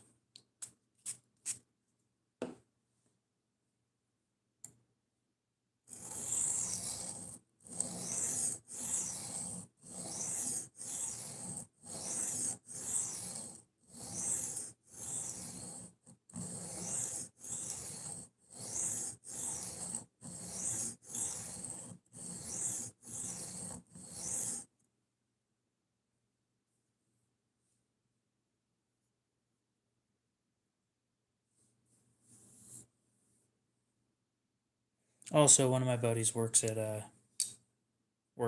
so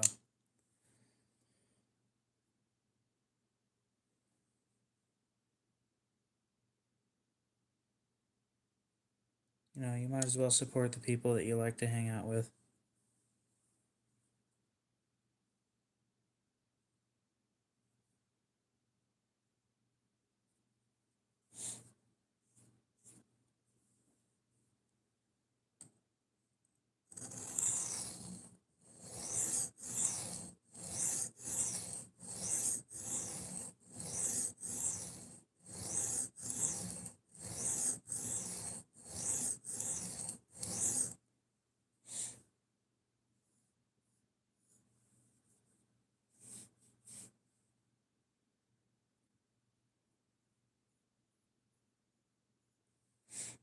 I wish the people that made the clones would come up with their own shit. Because some of the stuff that they make is actually pretty impressive. But if they went and made their own stuff, they could do some impressive shit with their own designs. Hell, if one of them came to me and asked for a design, I'd be more than happy to give him one.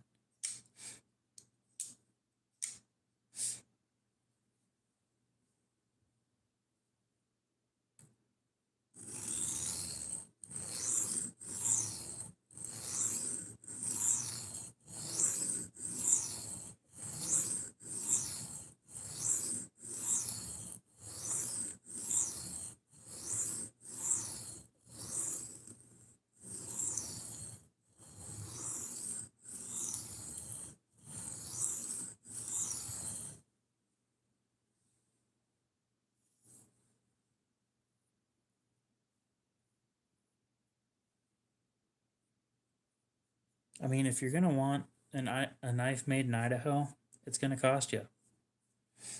Koenig, Chris Reeve, Tops. We've got a shit ton of custom makers here in Idaho as well.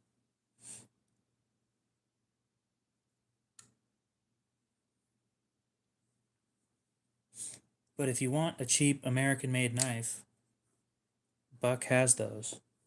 Speaking of which, I still need to reach out to them. I want to work with them. I want to come out with a new Buck model made in Idaho for under $50.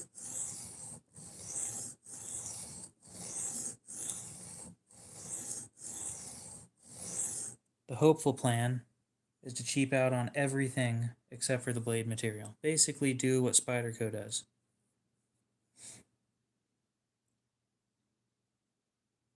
So maybe we can get American-made Buck knives with a solid steel for less than $50. If I can convince them to work with me and we come out with a super cheap feeling liner lock with a solid steel. Unfortunately, it's probably going to be something like D2. But it's made in America.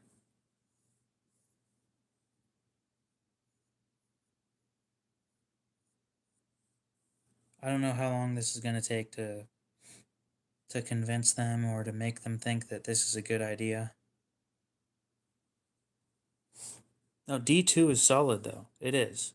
I'll agree with that. It's just, people are kind of tired of it. Everything's in D2 now.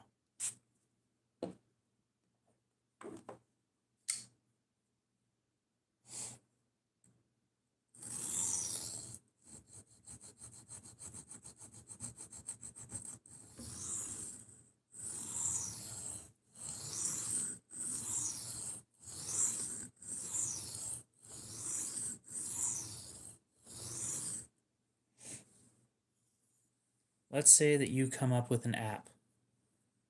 Okay? We'll just start with that. You come up with an app for, I don't know, something.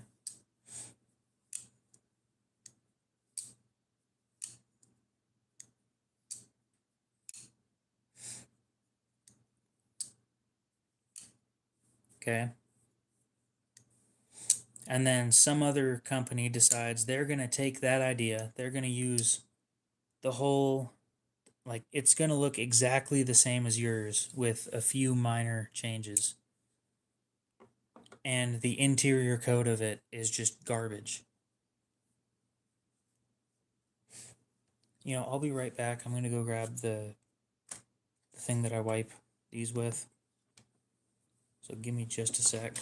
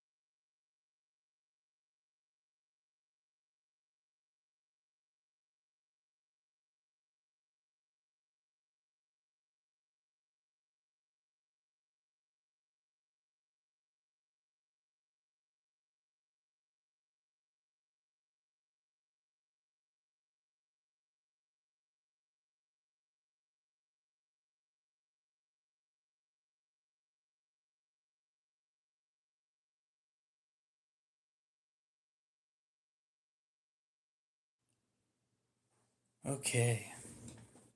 Now I'm back.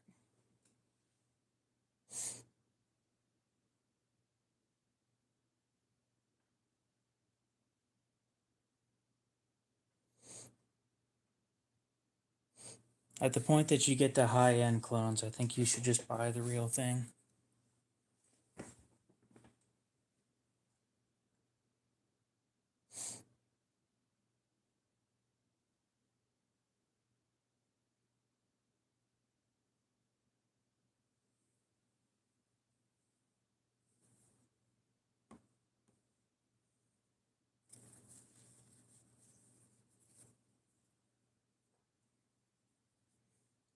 I wouldn't feel guilty about it.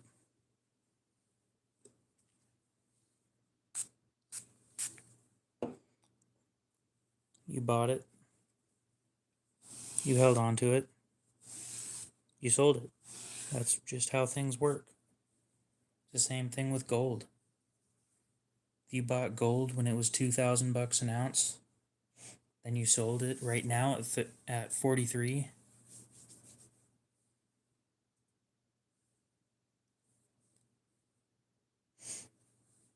4,300. Would you feel bad about that? Oh shit. Forgot that I left the Sabenza in here.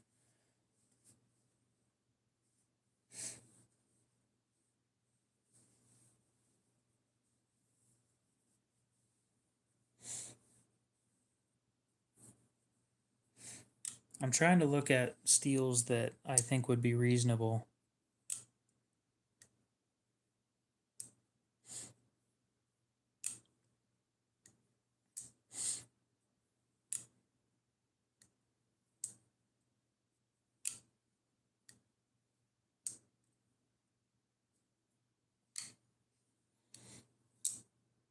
It's supply and demand. It's the exact same thing. I mean, gold has something else going on. I think we're on the verge of an economic collapse, but other than that,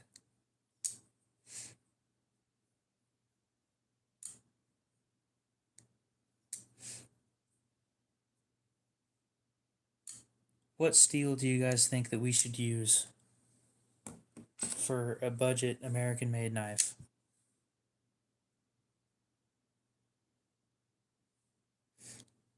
Because I don't like 420 HC. I want something better than that.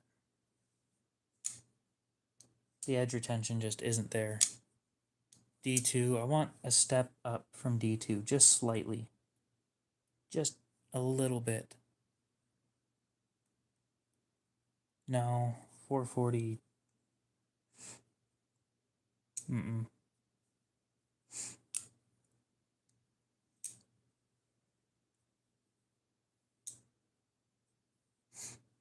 If 14C wasn't so goddamn expensive. Actually, that might be the option right there. See, the problem with 14C is it needs de-stressed after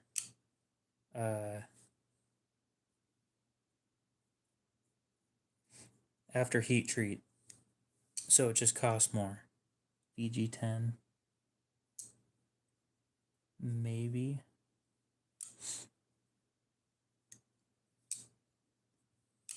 VG10 might be an option.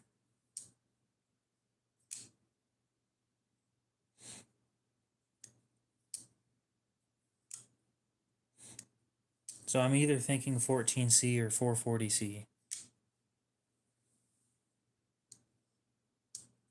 De-stressed. According to that website that I was just looking at, 14C and a few other steels need to be de-stressed after heat treat, or else they have issues with warping and possible cracking. Kodiak, what's up? No, 440C isn't bad. It gets a bad rap because it's been around forever.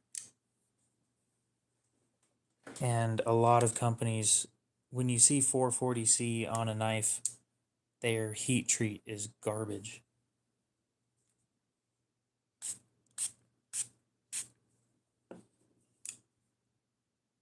Hey, focus.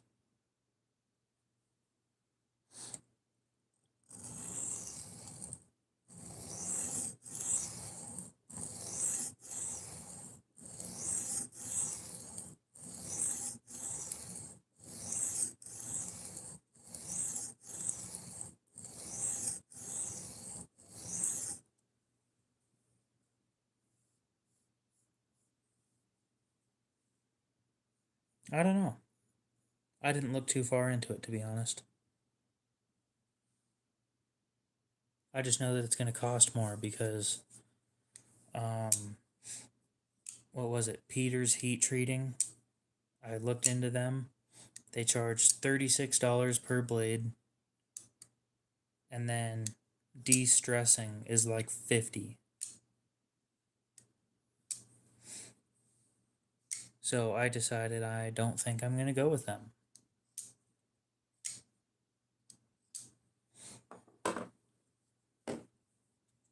That is a lot of money for a single blade.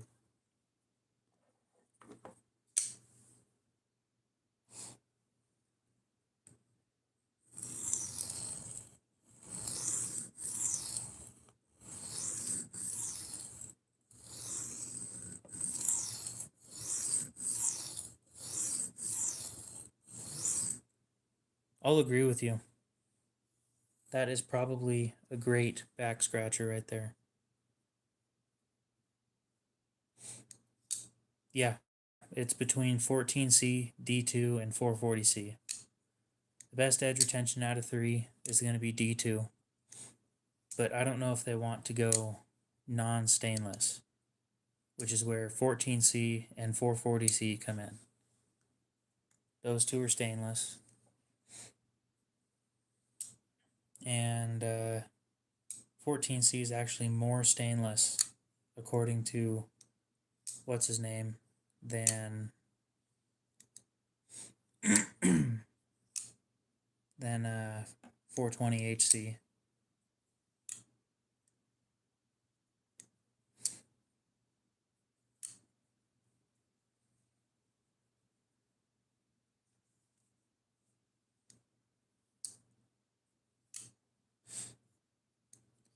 Well, every time that I see 440C, it's in a garbage knife.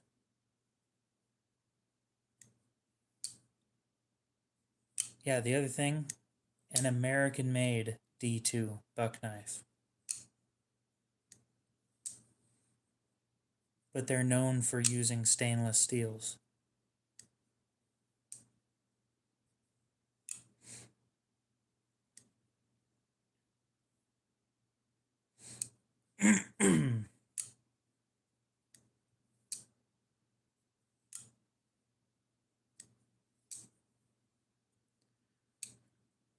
Maybe DC-53.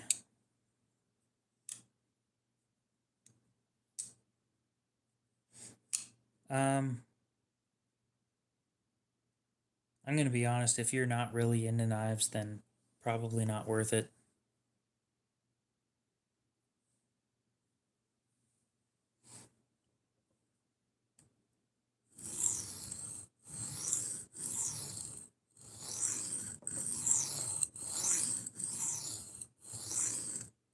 Buying something as expensive as a Sebenza or a Koenig, an Arius or something like that, the only reason it makes sense is if you're a collector or you really like knives.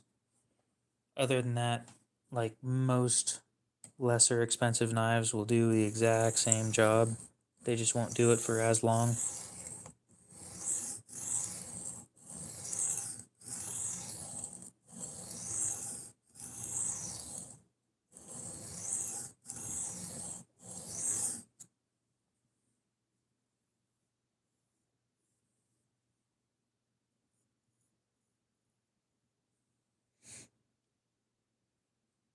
But yeah, buying something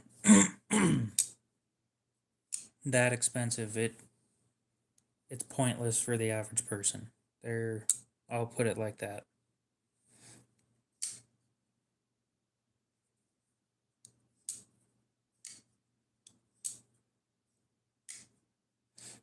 Actually, I recommend going to Cabela's. They have their own Cabela's branded knives in decent steels now. And they're American made, if I'm not mistaken. Their new utilitarian EDC knife, or not new, but it's the first time I saw it.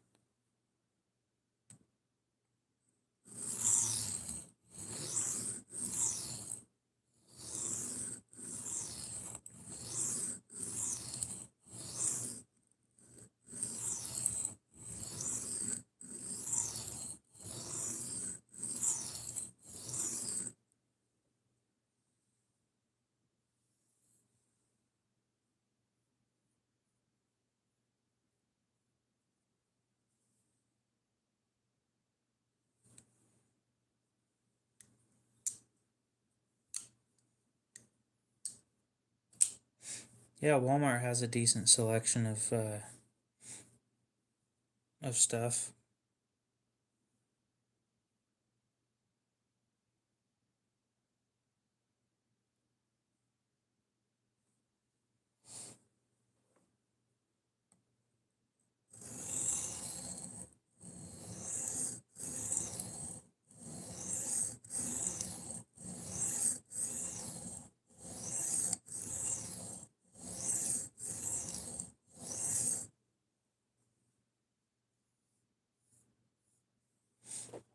I want you guys to check this out. So maybe D2, but I want a stainless version of D2. Um,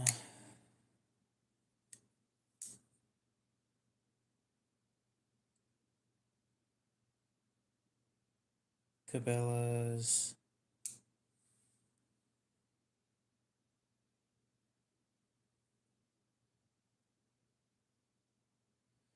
Oh my god.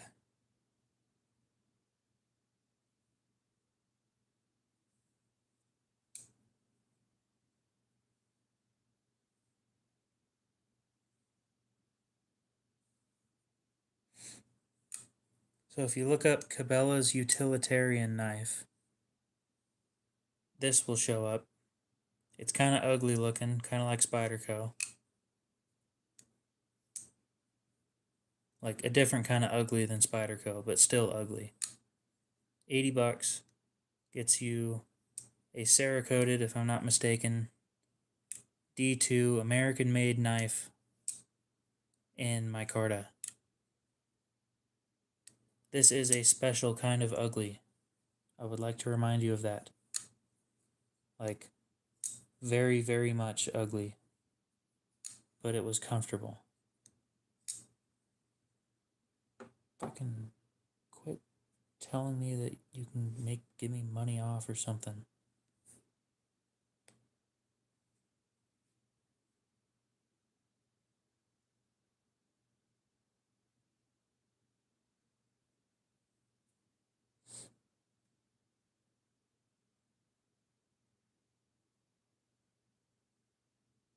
Yeah, probably, but I don't care. This thing is ugly.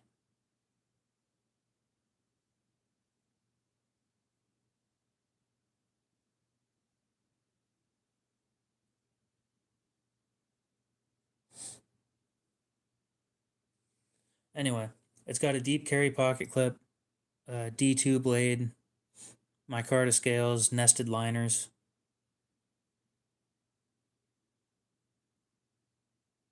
I held one, and it's actually pretty comfortable.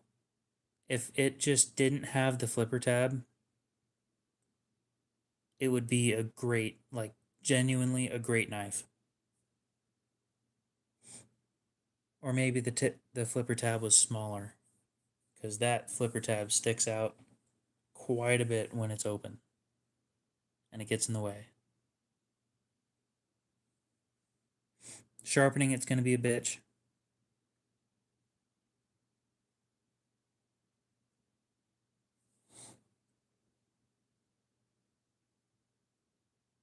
Venture, no, I can't. I don't know how to read. So that plunge grind right there is going to be a bitch to sharpen out to get the whole edge. Other than that,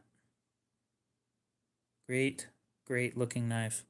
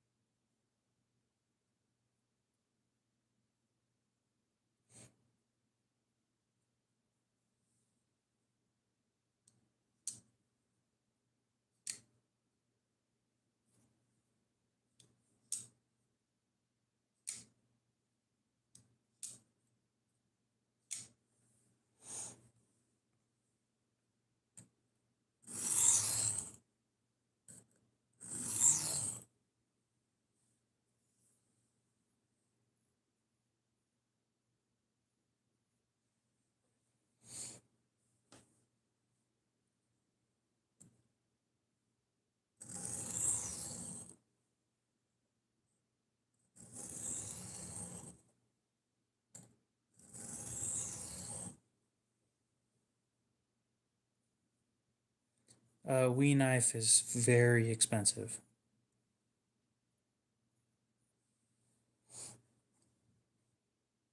And I don't think there's anything of theirs that I'm interested in enough to save up for. Like, if I'm spending that kind of money, it's going to be American made.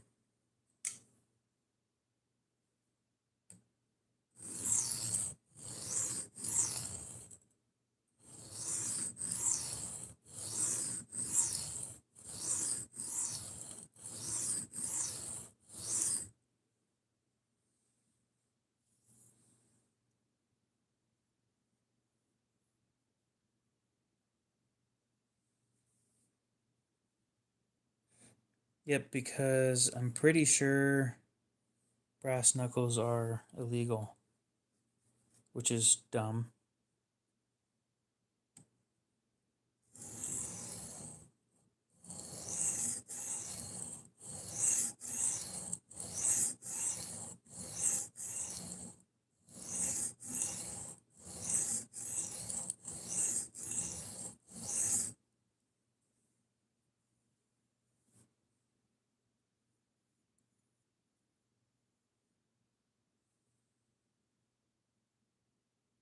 You're not wrong. QSP Parrot is pretty cheap.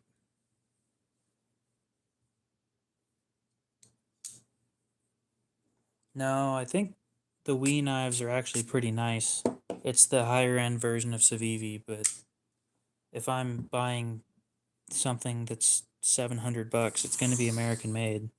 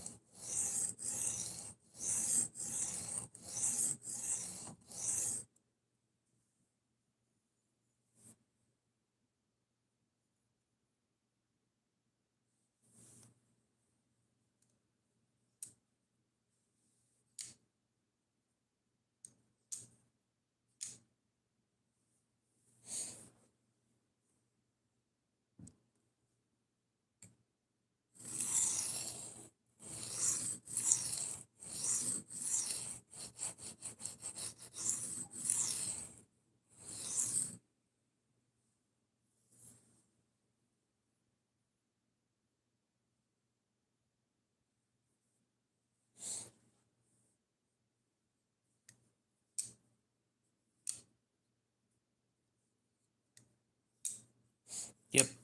I talked to Sencut about possibly releasing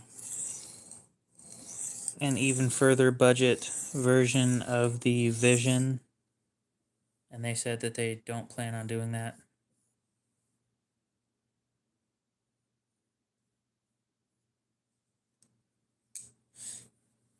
I started holding it at this angle because I'm sitting there grinding the plunge line, and I don't want to do that.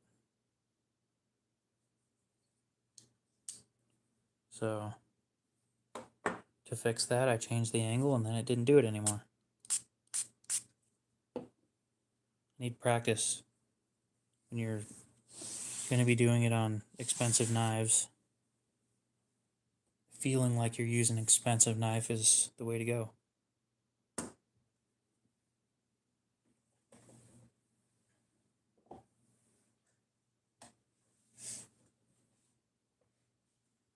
Todd, how's it going?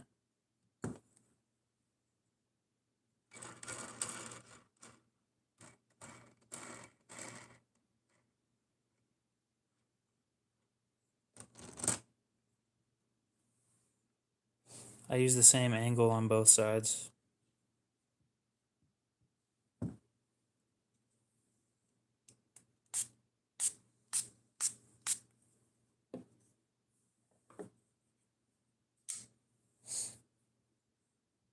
No, here's the problem with Wii is there's still, like, I'm not trying to sound like a douchebag here, but they're still made in China. If you're charging that kind of money for something made in China, like, it has to be extremely unique.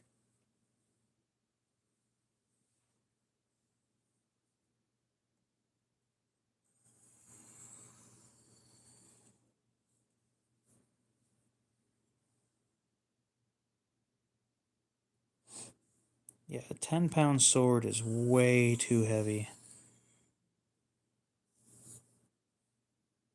Like, great swords back in the day were like 3 or 4 pounds.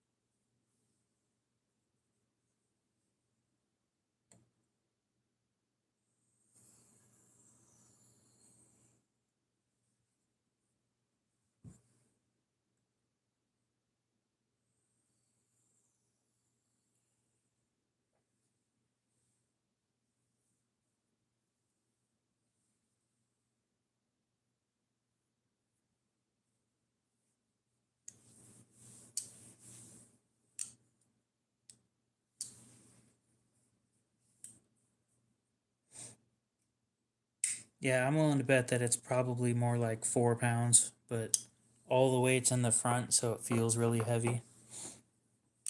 Yeah, the Wii knife I'm thinking about is the Vision R, and that thing is way too damn expensive.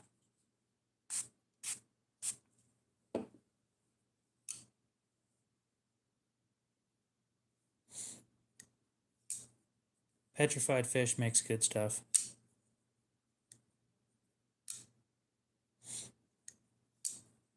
It's not that it's a problem of it being made in China. The problem is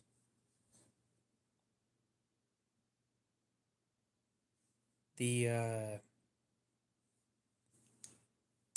how do I put that? The labor is less expensive there, along with materials. So the cost to profit ratio is way higher, and I feel like that's annoying to me. Oh, I don't buy iPhones. I think they're stupid. I always thought that the iPhone was a stupid idea.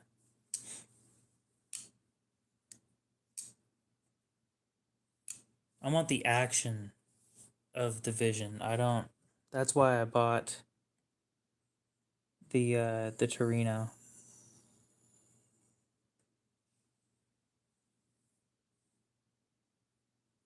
Is because I wanted the action.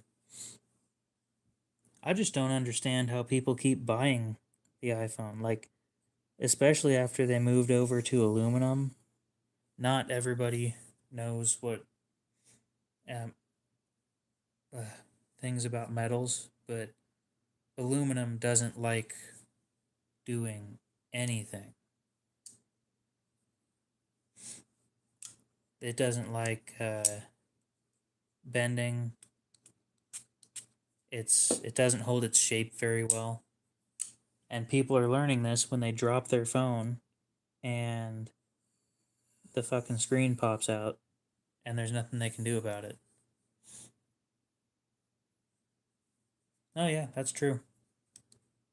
You can have your opinions and do whatever you want to do with your money. You're right.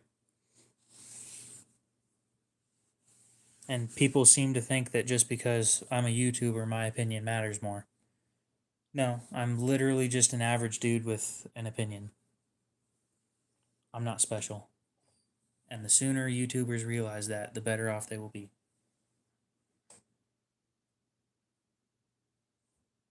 Especially if they knew that from the beginning. It is a kind of cool looking stone.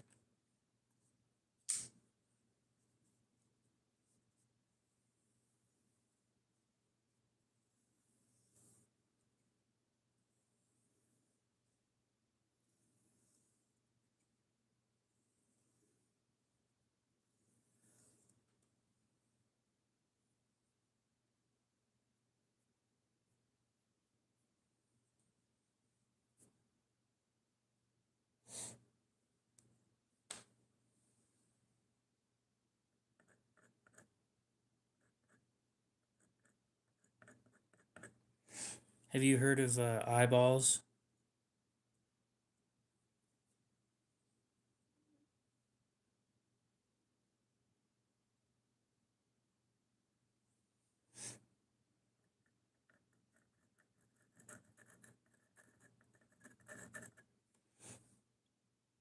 Well, to be fair, Warsmith, you're saying that like I don't already have a problem with Benchmade.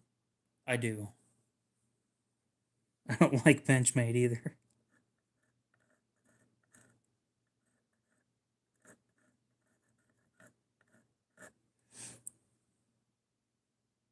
But again, the knife specifically that I'm talking about is the Wii Vision R. That's funny. That's really funny, Cody. Genuinely almost started laughing. If nobody was home, I would have laughed at that.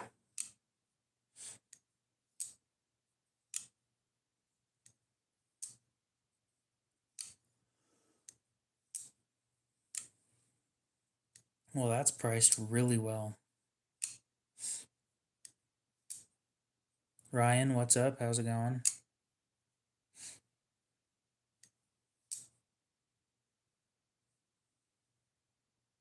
Once upon a time, Benchmade cared about their customers. Now they don't give a shit, but once upon the time they did.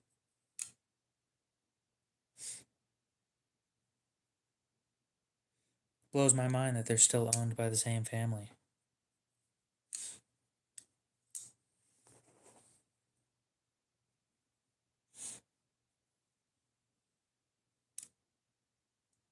I'm gonna look into Monterey Bay knives here in a sec, but the Vision R.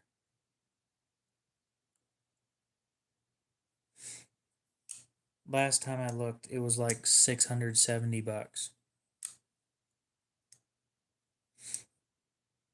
Oh, thank God, they dropped the price. No, okay. So it was a specific version I was thinking of.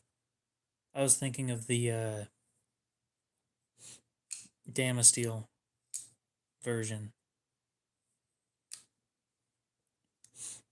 That was the whole reason why I thought it was overpriced, is because I didn't remember that this wasn't the base model.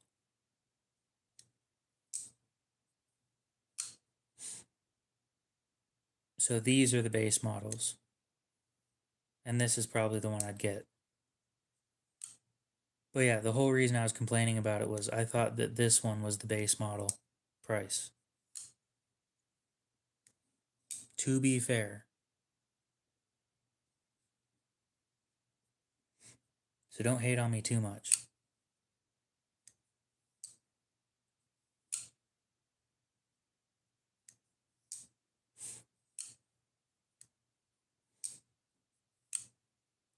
Yeah, apparently Damasteel blades, they're like $200 a piece to have them made. I didn't know that until recently, so most of the cost in a Damasteel knife is going to be the blade. Like, they are not making profit on those things. Big profit, anyway.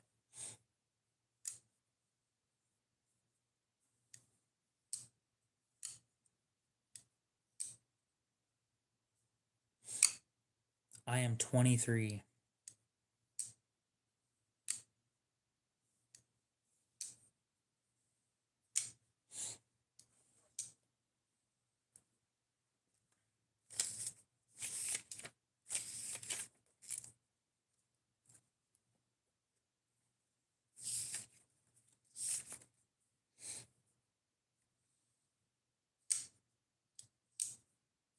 It's 267.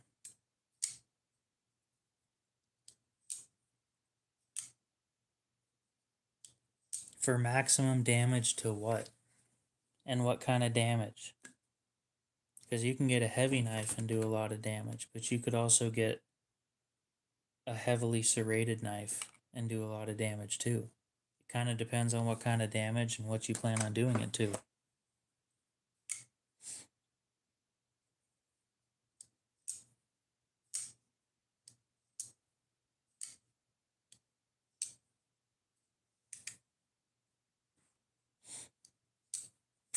Stabbing isn't the way to go.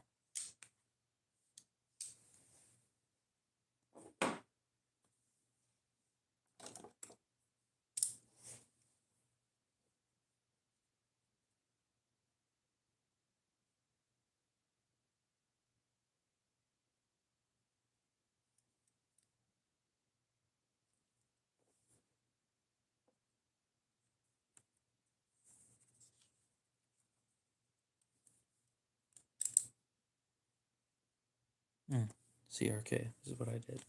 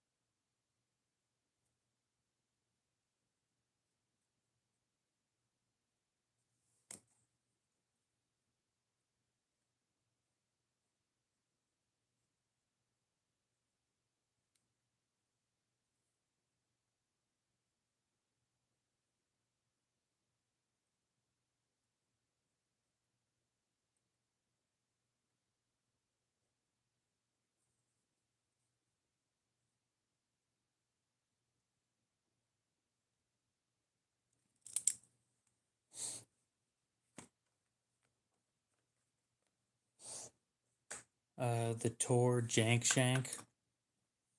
You could do that too.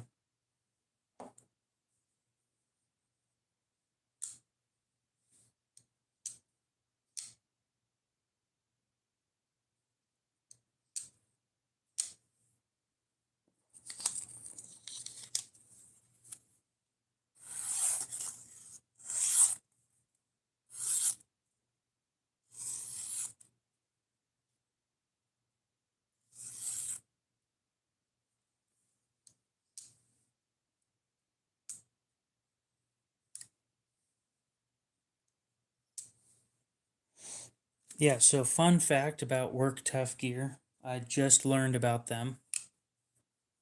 With them being made in China, anything you buy from them under $800, they charge, or you will have to pay for import duties, taxes, and tariffs.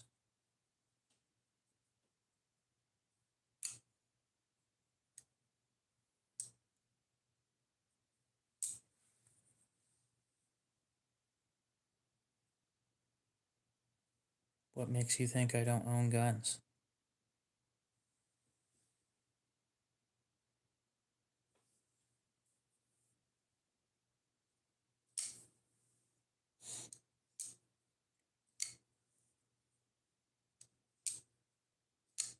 Well, I can get a gun. They're just expensive.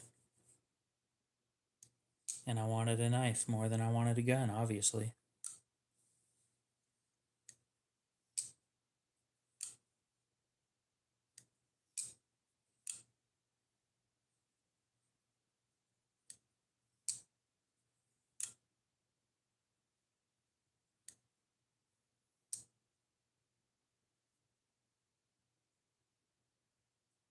Oh. Yeah, now I get it. Barlow Brigade, what's up?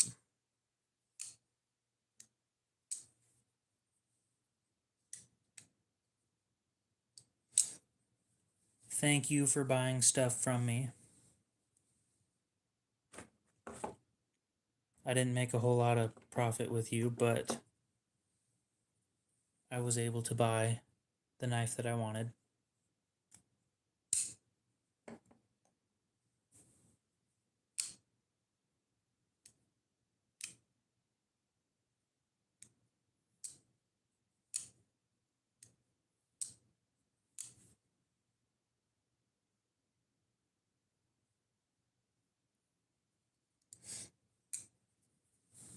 I spent a whopping $580 for this. Am I going to sell what?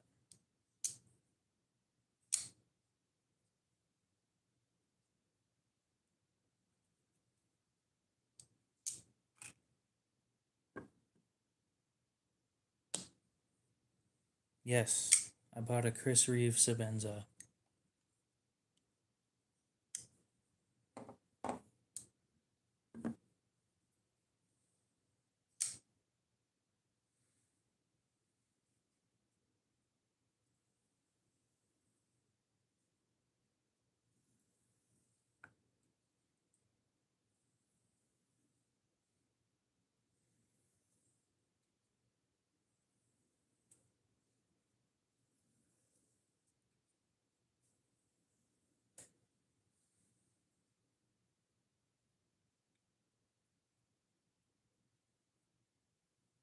Yeah, I end up getting an Nkosi clone for a fidget toy. But just because it's a fidget toy doesn't mean I don't want it sharp. Every fidget toy is sharp.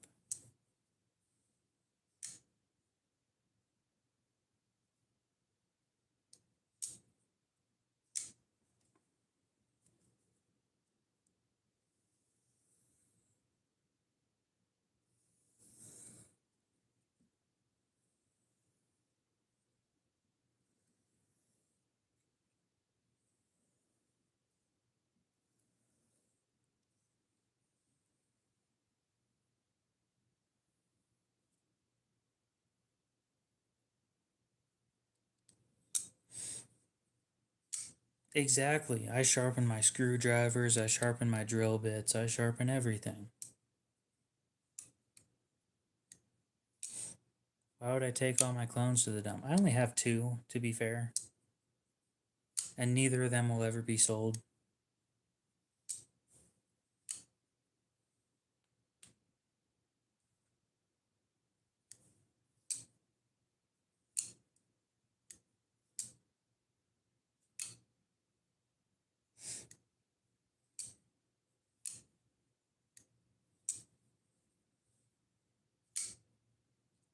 You know, it would be kind of cool. I've sharpened a shovel with a file. So yes, I have seen a sharpened shovel.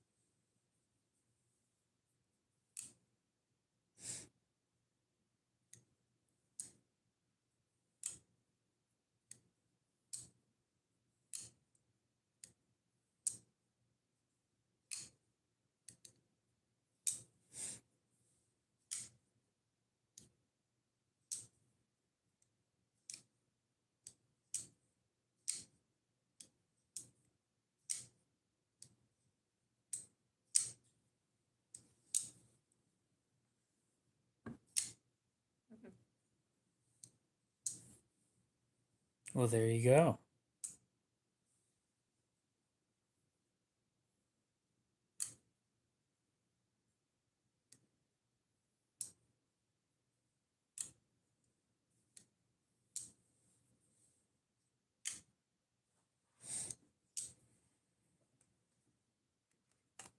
I want you guys to see the certificate of authenticity for this clone.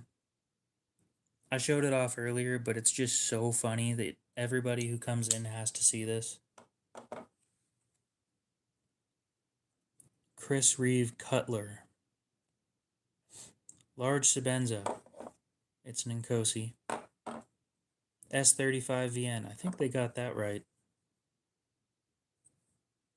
It is higher HRC than 58 to 59. I know that. And the handle's made out of titanium. Made in January of 2013.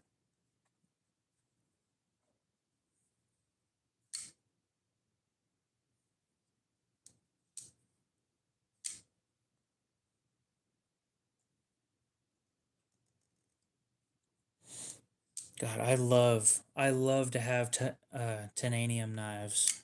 What about you guys? Do you guys like titanium? It's a titanium frame lock on bearings.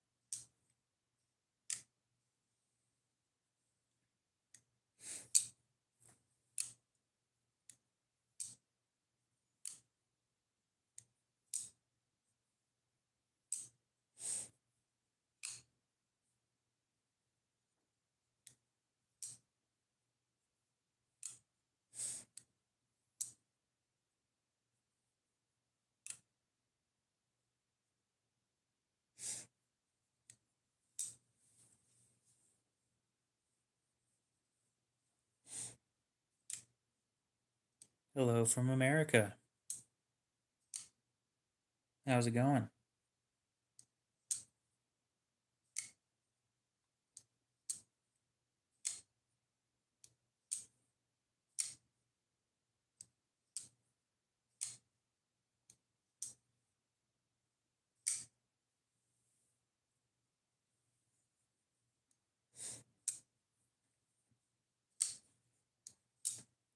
Just for shits and giggles, I want to see if the pocket clip off the Sebenza fits the fake Nkosi.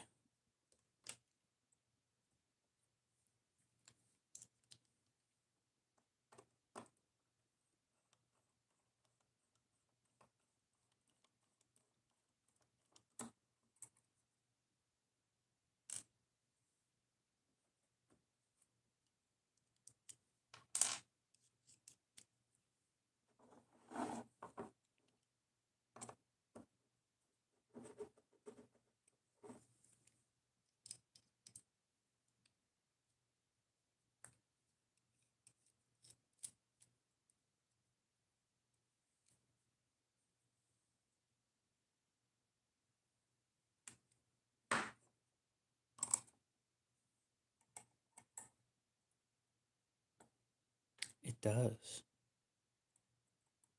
but it's loose.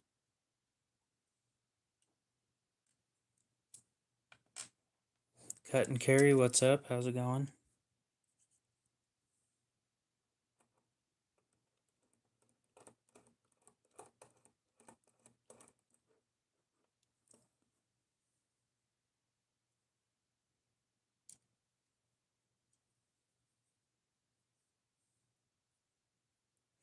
Yep, it's loose. Oh well. No, the screw is the same size. Or the screw goes through the hole just fine. The space that's cut out, there's too much space on the fake one.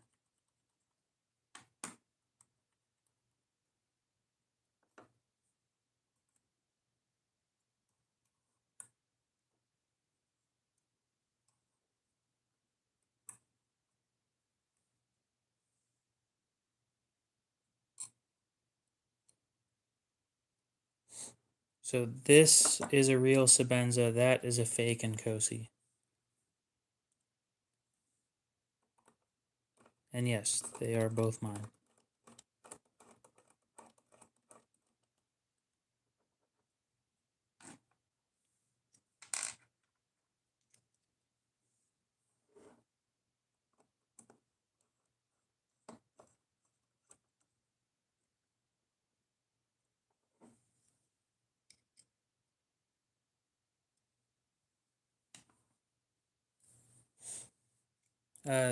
It wasn't the screw that was the problem. The cutout to make the pocket clip fit, on this one it's too big. So it sat there and it rattled around. You got distracted. Don't tell me you're high again.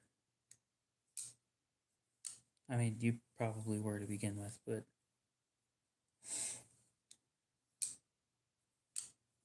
I don't know. I would use a gun in home defense.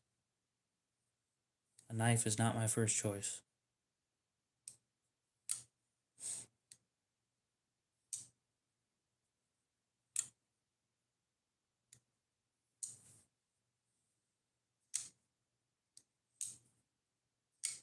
Yep. I make it very clear that this knife in my hand is fake.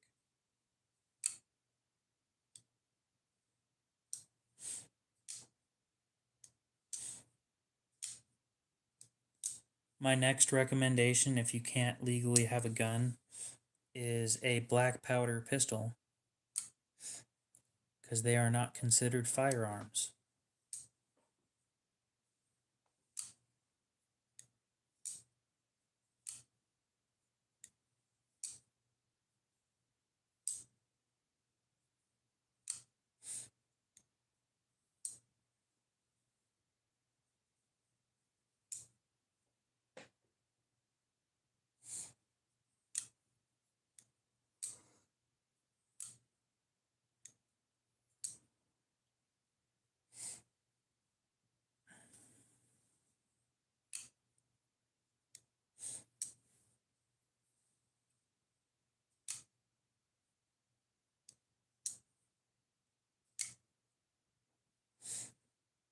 Oh, I'd pick a Spyderco Civilian over quite a few different fixed blades.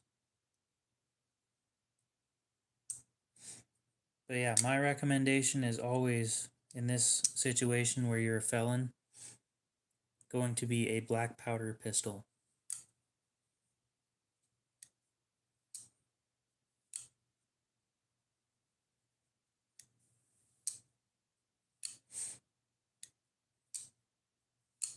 You pretty sure you have to press.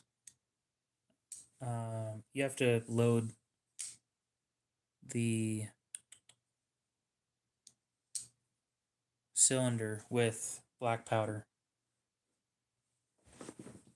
if I'm not mistaken. Exactly, a 6-shot black powder revolver. No, I have not, personally. Sure, but at the point that somebody's broken into my house, we're no longer going to be getting along. And unfortunately, my wall is going to become a Picasso or something like that.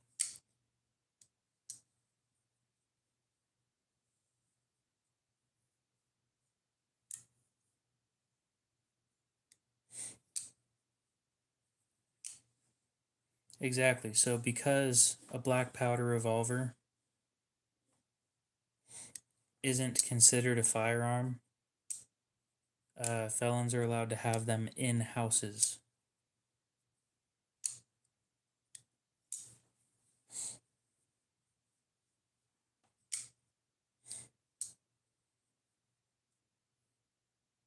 No.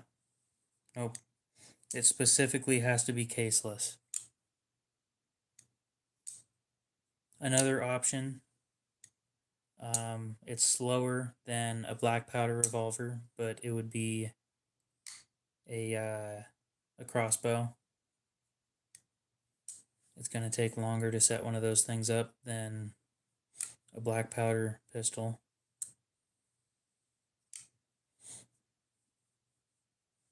I'm trying to think if there's any other loopholes. Because if you're in a home invasion situation, I personally want some distance between me and the other person.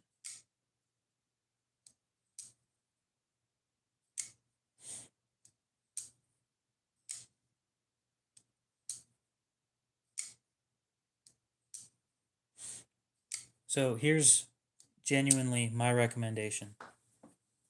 If I were you, a black powder revolver, okay? The first shot for most people is going to scare the shit out of anybody and they're going to run away. Most people.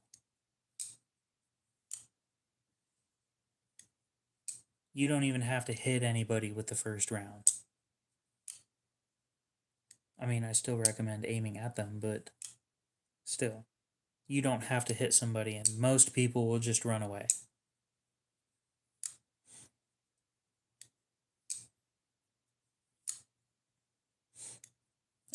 You could go with an air gun, yeah. I'm pretty sure that those are legal because they are not considered firearms either.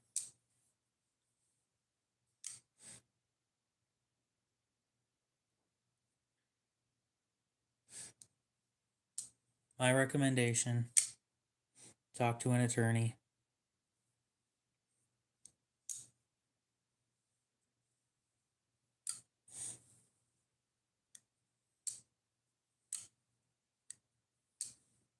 Sure, I can agree with that.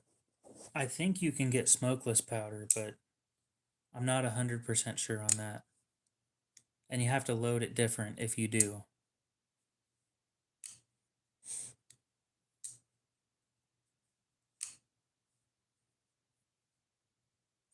I'm not going to tell anybody what I keep next to my bed because, frankly, I want it to be a surprise.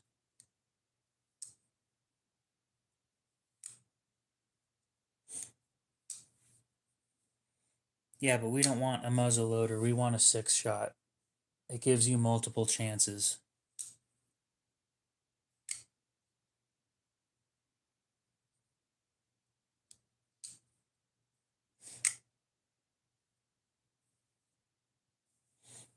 And the best part about 6-shot black powder rifle or pistols is you have a chance, or you have a chance. You have multiple chances, but also you don't need to use a ball. You can use modern projectiles. Well, we talk about budget stuff all the time.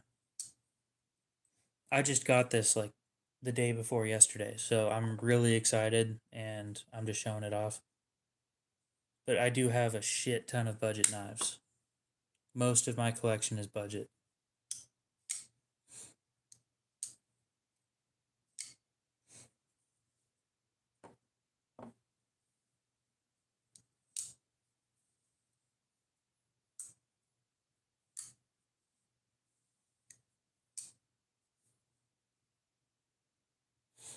Anyway, Serbia, I'm going to recommend, I already told you what I recommend, a 6-shot black powder revolver.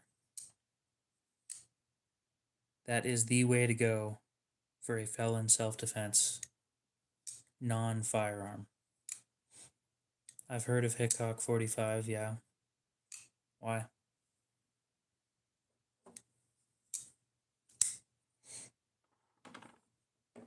I can't afford Italian stilettos. They are out of my price range.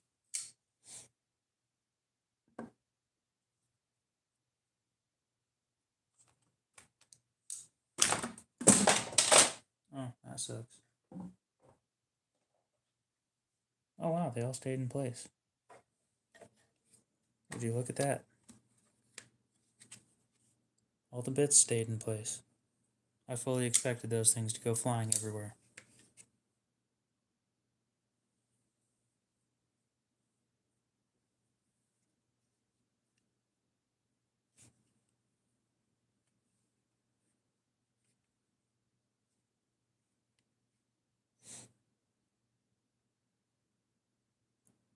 But yeah, distance in a self-defense situation will always be your friend. You need distance from whoever is trying to harm you.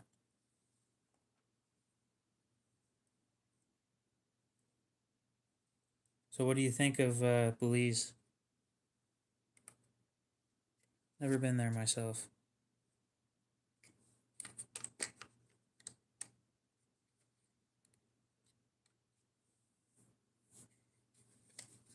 Cheap living.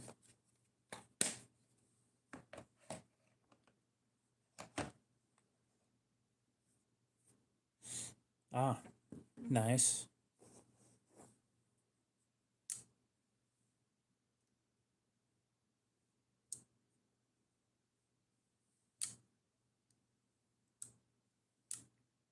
I'm taking the Sabenza. I've got a clone in Kosi. I like the Sabenza more.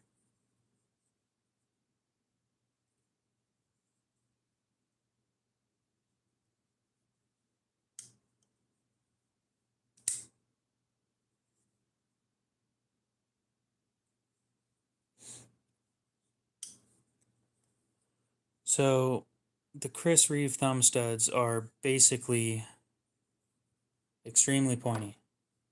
Do I sell knife packs? What do you mean by that?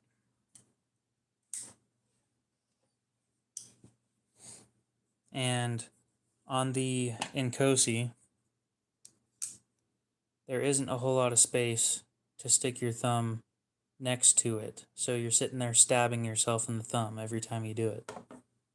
But on the Sabenza, you can. You can push to the side instead of having to stick your thumb on top of it and stab yourself every time you try and open it.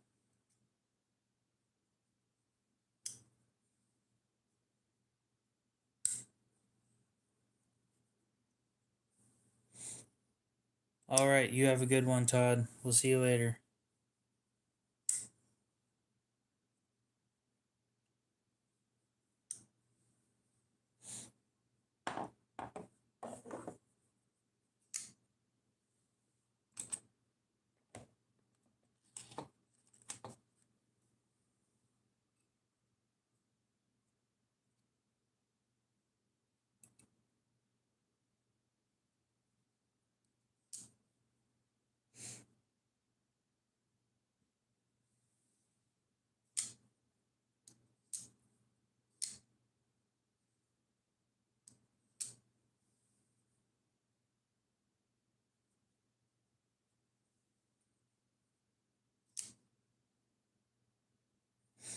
Dude, I dropped my Spyderco military the other day at the pawn shop, and it fell tip first down onto their floor, which is carpet with concrete underneath.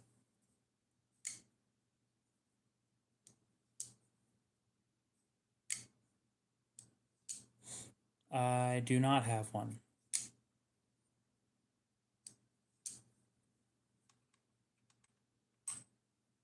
I might drop by the Chris Reeve shop, ask if they'll let me record a video, and then teach you guys how to open them properly.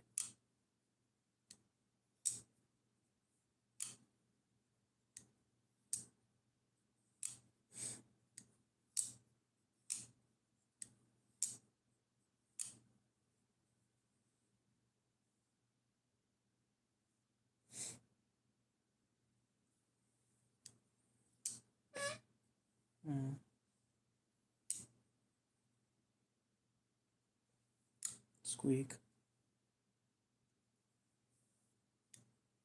That is sad.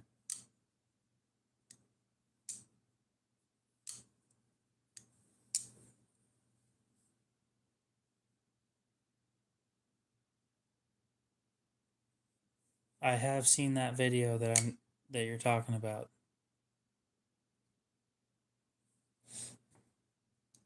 That conflict is not my problem.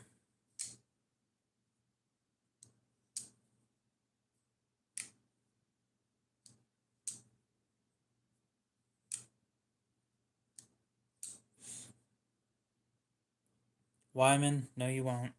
I know that for a fact. Because they're not for sale.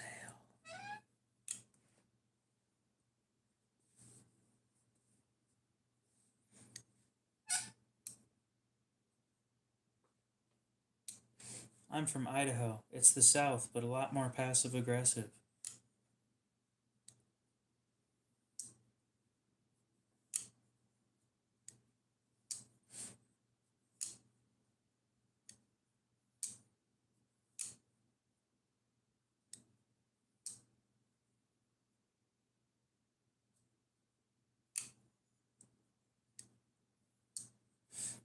You know what sucks? Is I just sold one of those Civivi button locks that you're talking about, like a couple weeks ago.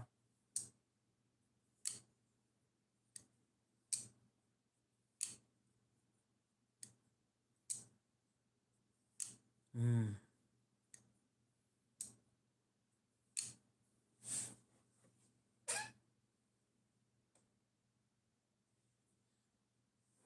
Sounds to me like, from everybody that I've heard it from, Mountain Home sounds like a shithole. So I'm just gonna stay away.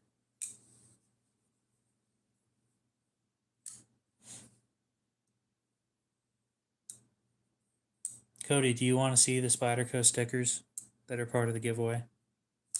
I haven't shown you guys yet, so.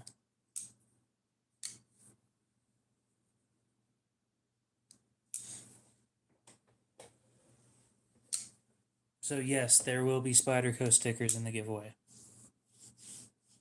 I've heard Germany's a good spot.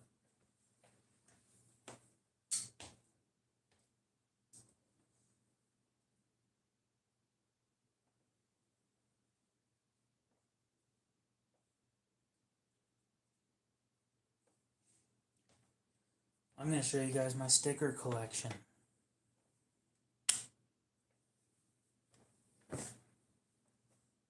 Now, I don't know which two I'm picking. I need to look at the 3 that I have and pick 2 that I don't want.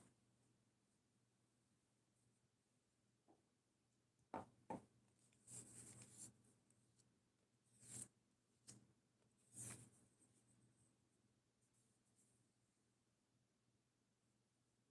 think I'm probably going to keep this one.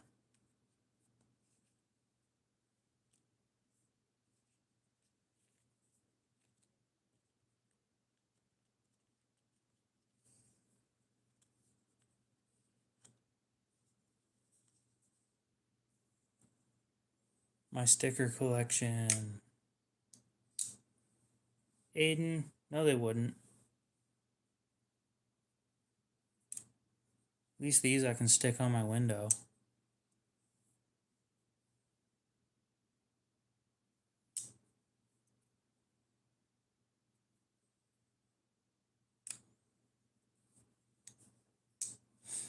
Damn, that took forever. 2013. Squeak.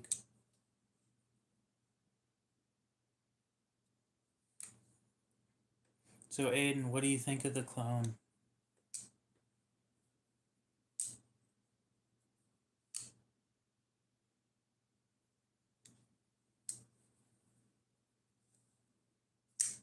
Aiden was the first one to know that I got a clone.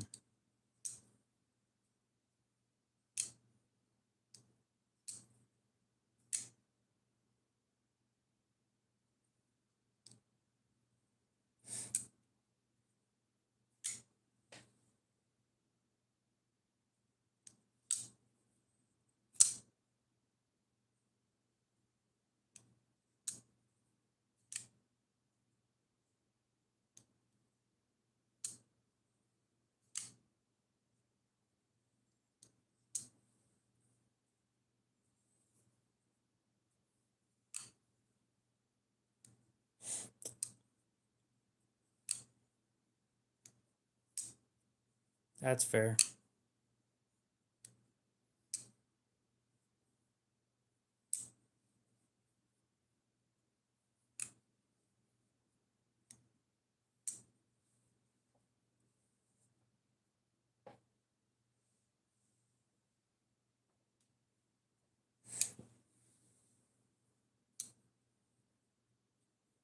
I do not have a Bel Air XL on the table.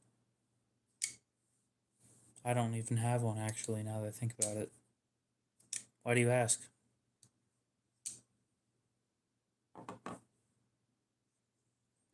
Time to put my sticker collection away.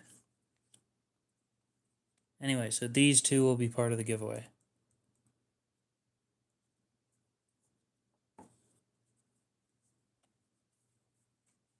I have kind of noticed that.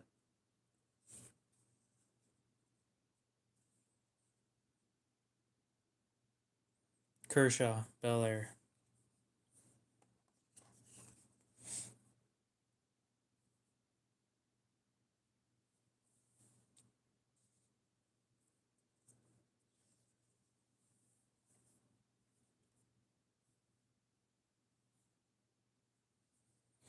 Well, it's part of the giveaway. If you win, you get it.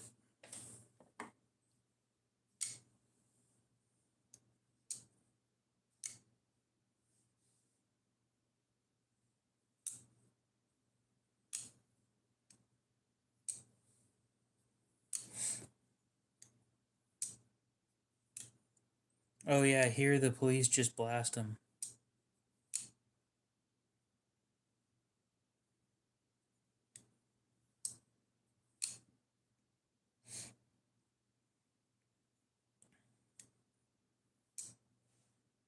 That might happen.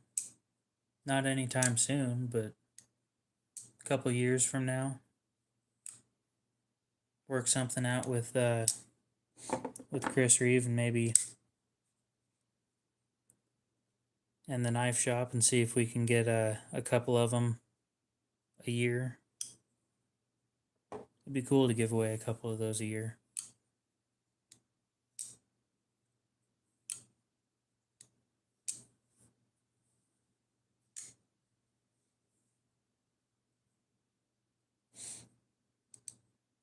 We'll see you later, Kodiak. Have a good one.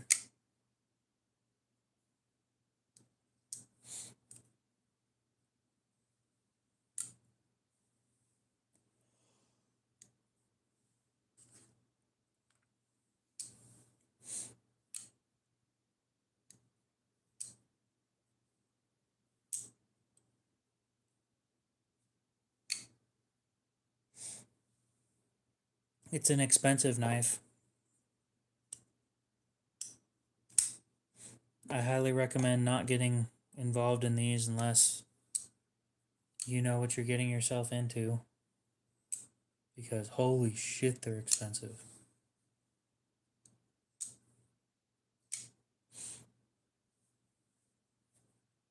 That is that's the main reason I went with the Sebenza instead.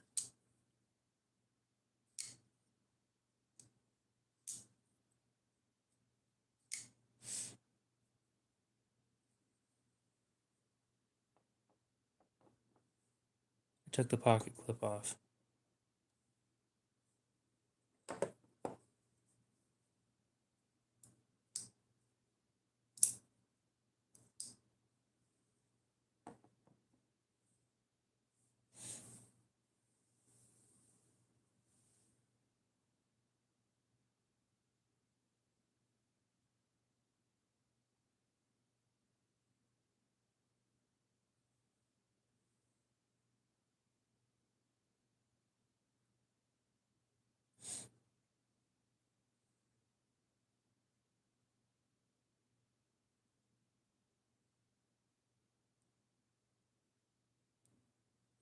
According to the listing, it was the same, but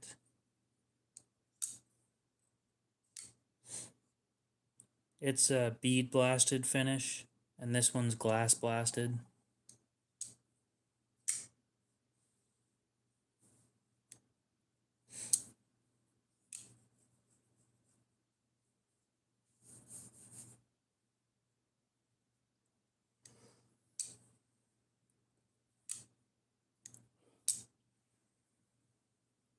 Here in about 25 minutes, we're going to end the stream.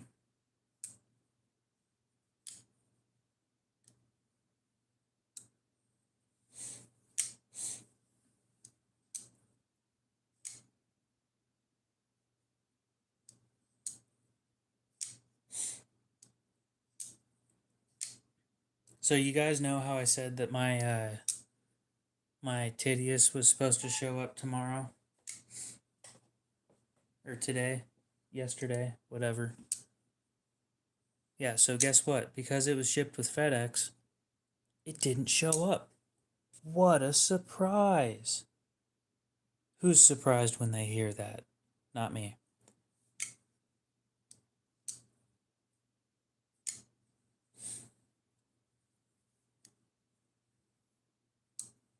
The glass is in the room behind me.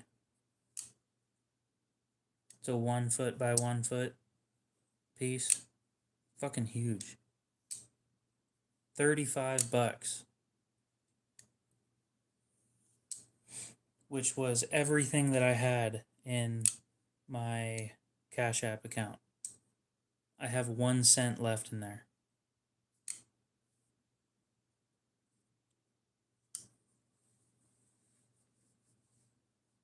I still haven't unwrapped it yet. I mean, it's still, they cellophane wrapped it so it's see-through, but you get the point.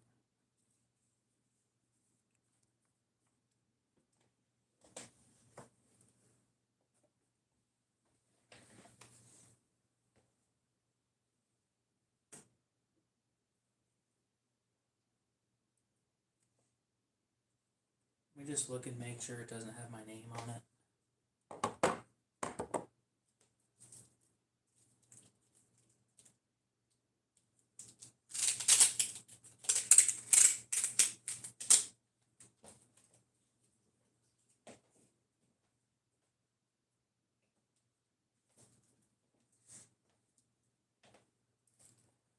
Oh, this isn't going to fit well.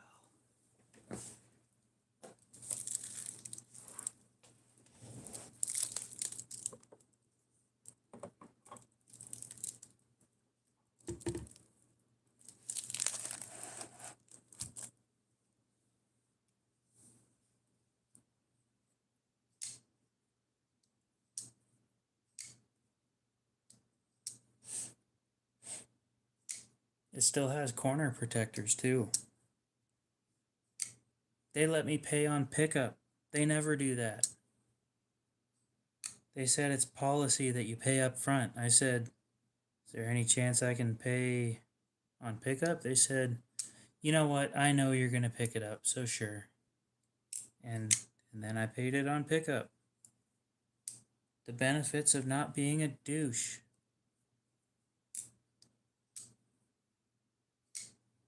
Look at all that auto-focusing.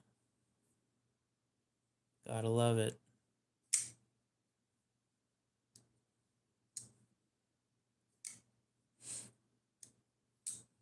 Oh, I don't know how much shipping's gonna cost. Shipping glass?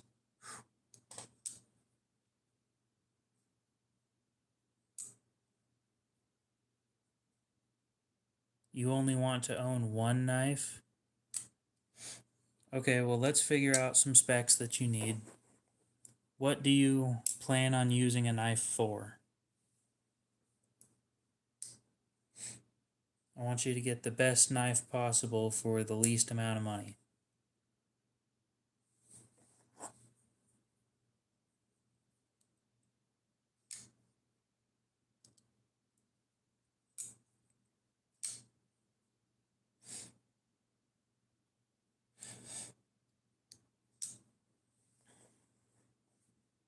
Should I try and scratch it with the Spyderco?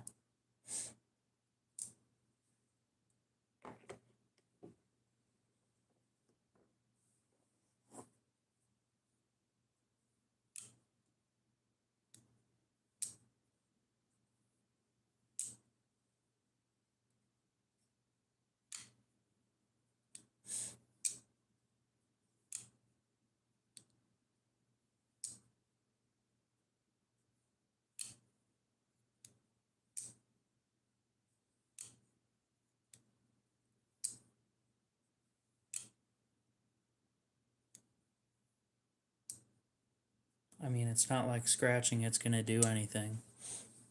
When I decide to start flattening it, it's going to absolutely ruin the surface, isn't it? I don't know. It's not tempered. It's just regular glass.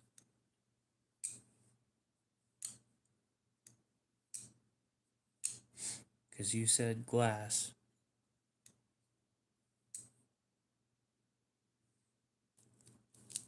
They said tempered would cost more.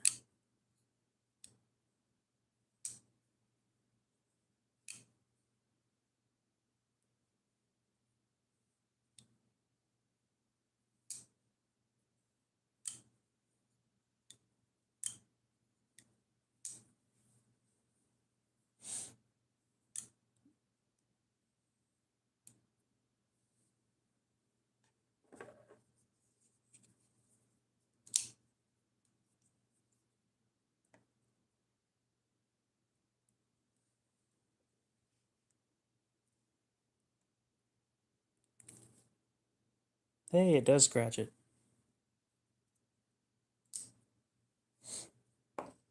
Not a hard mark, but there is a mark there.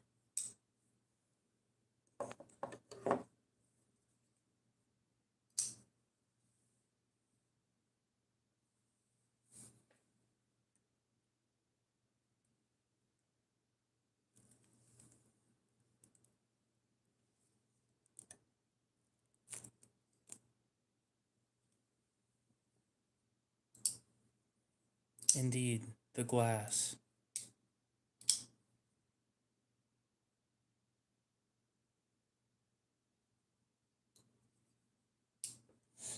The reason I'm broke.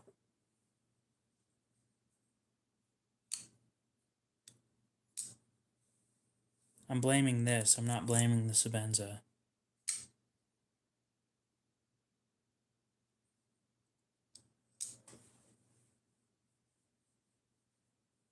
Holy cat, what's up?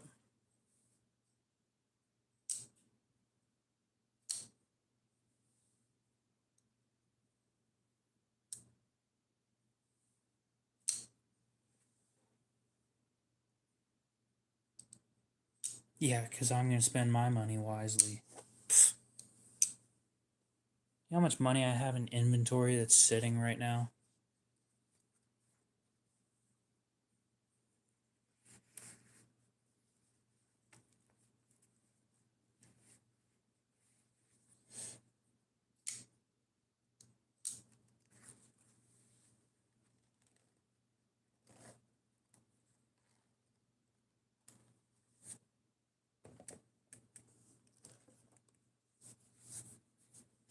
I think this pouch alone is like, yeah, 400 something in inventory just sitting here.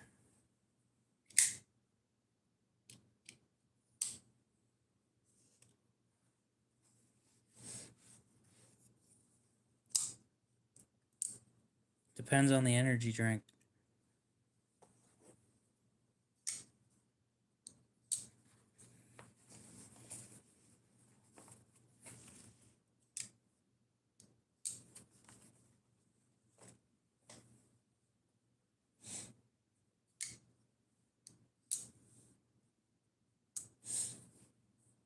My whole collection's around that much.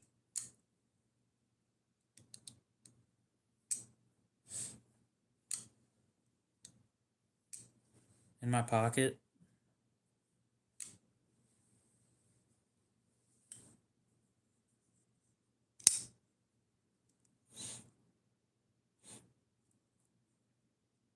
I'm letting my thumb heal.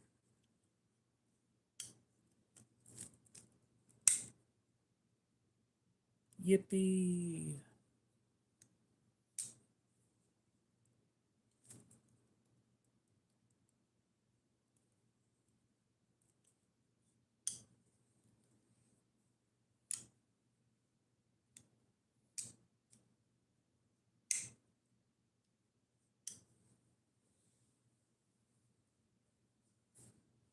I've never tried a Monster. Monster, on the other hand, I've tried those. The one that I tried was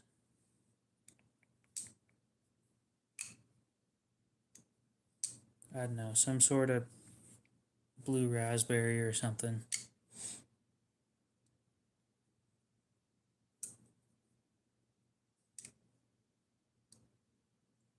Oh, Monster. Okay. Yeah, I wasn't sure what you were talking about for a second there. I had no clue.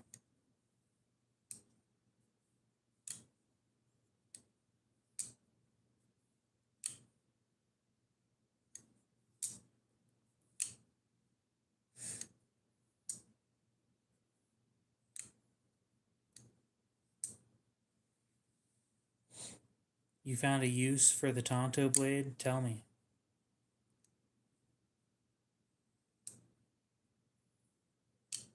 Oh, yeah.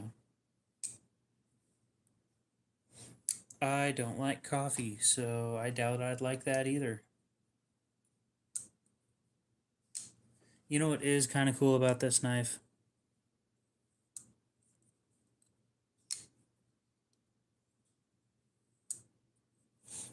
Yeah, you could scrape things with it.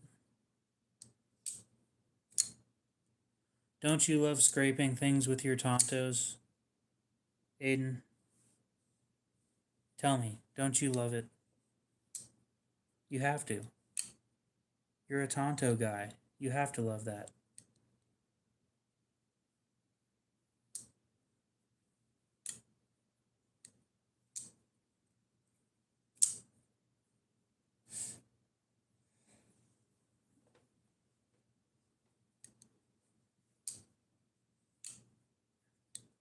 If I'm gonna drink coffee, it ends up being like the color of sand. So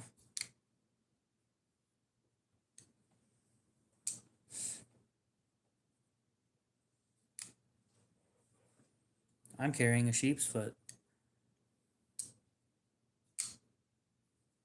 And I'm playing with the sheep's foot.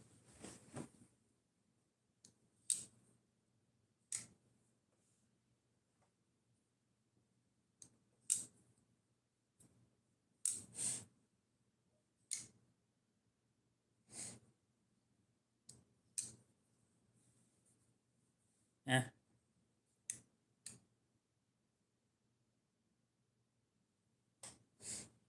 I mean, you're not wrong. No, I was gonna say non-existent, but there you go. Actually, I prefer French vanilla, but I don't think that French is my type. They tend to be too fancy. At least that's how the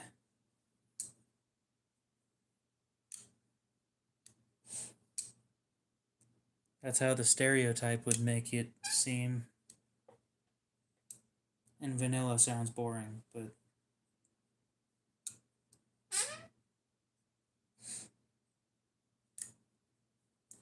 no, I don't. They have too much energy for me. I'm more of a mellow person. I need somebody else who's also mellow. I'm not. You think I'd get married in this day and age? Fuck that.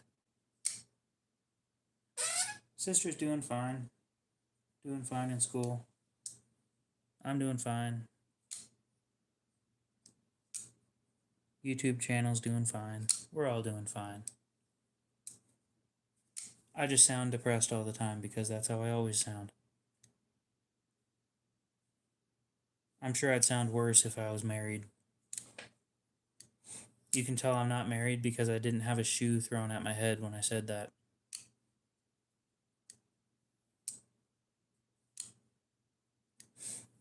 No, I just sound depressed.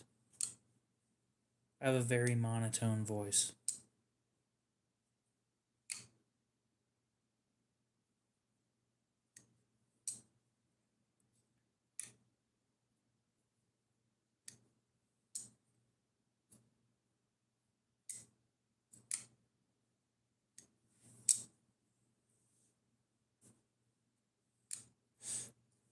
Hey Aiden, do you have an Nkosi?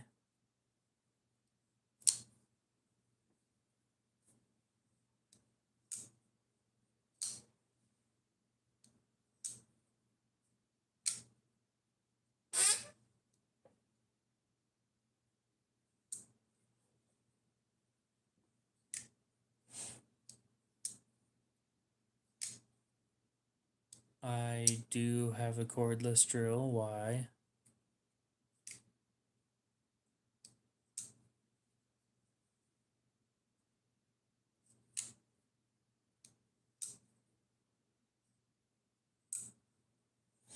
Did you know that if you hit it just right, you can front flip these? I saw somebody do that on Instagram or something the other day.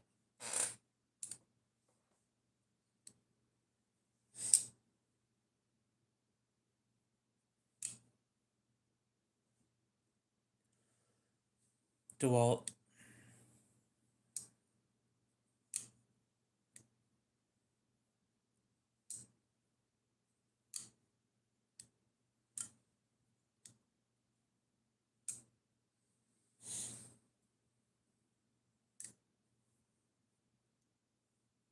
Oh hey, Makita made this knife.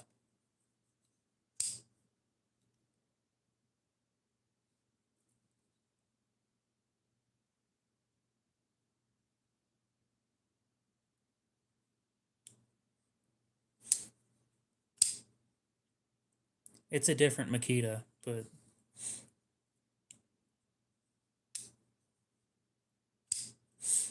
that sucks. I can't help with that.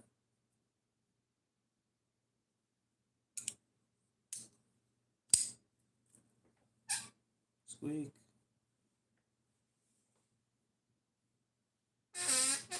Squeak.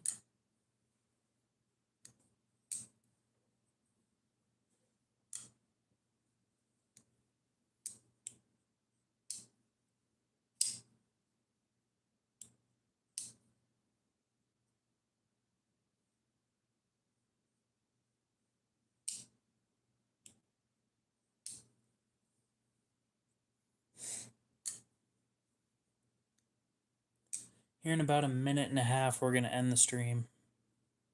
Because I am tired. Or wait. No, sorry, about 7 minutes. The time thing's wrong. Sorry about that.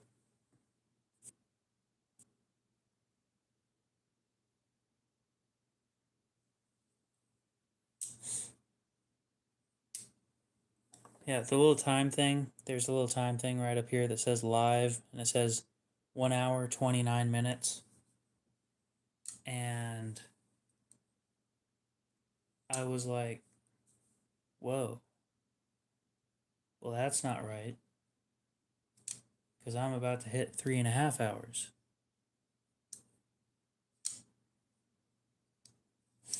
And then I looked over at the stove and I was like, whoa.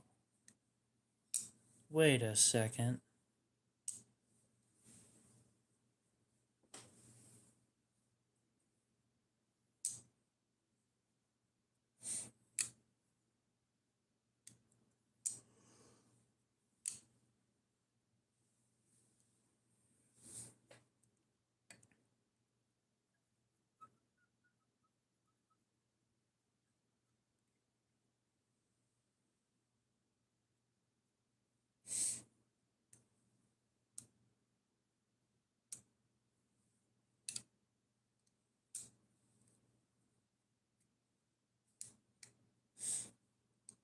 Did you make sure it was the official brand website? I know that sounds dumb.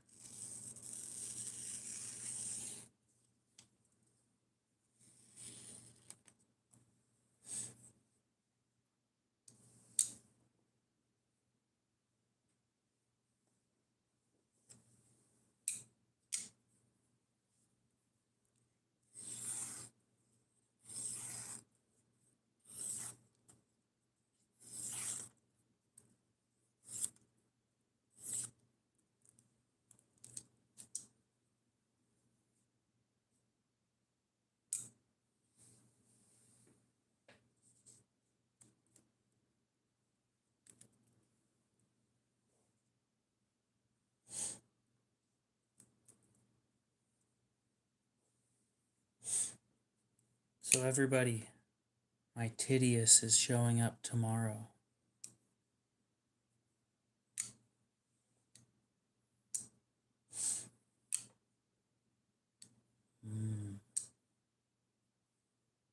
Yes, the tedious.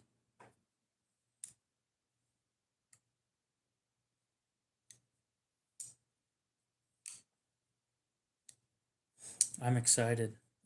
I bought it to replace the Arius when the Arius sells. And I got it in purple.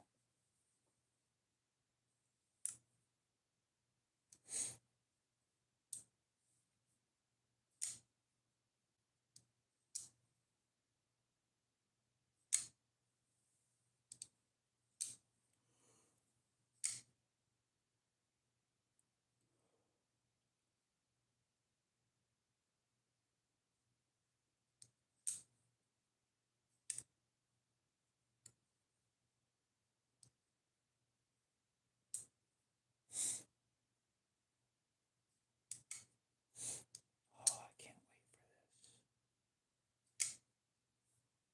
That knife's going to be so fun.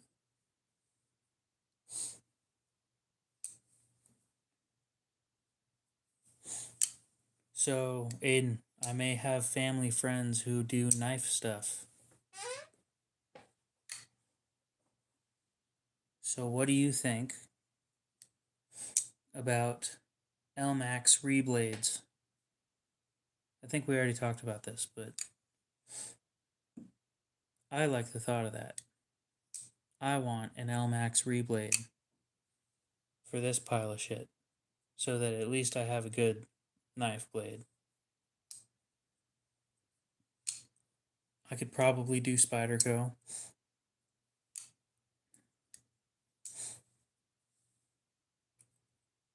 I don't know how much they're going to cost.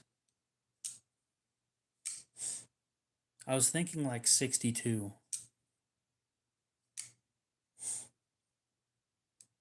So it's not like too high, but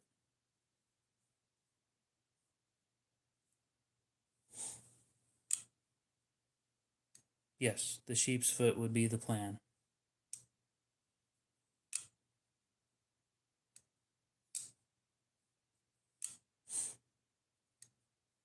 I might cut it down a little bit though.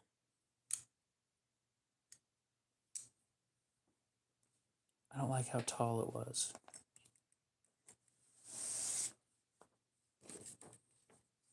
Because that is just fucking huge. So I was thinking like shrink it down a little bit.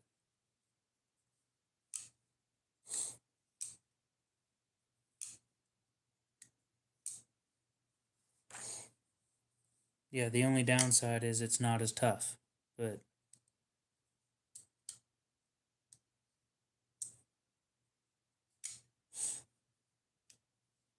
I don't like how it looks.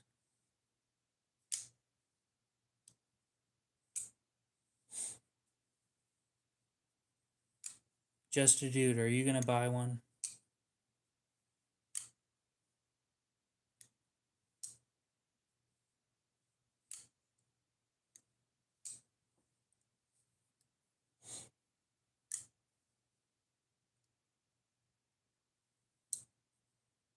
That's a pair of 3.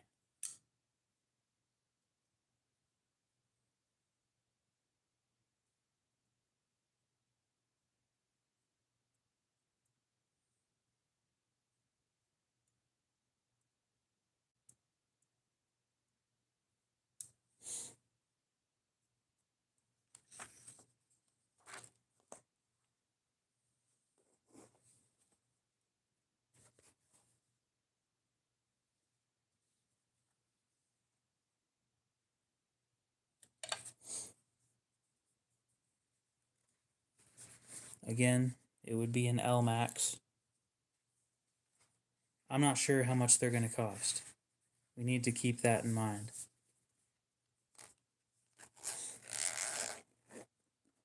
Like, I need to account for material. Oh, whoops. Oh, yeah, no, that's good. So I need to account for material, or materials,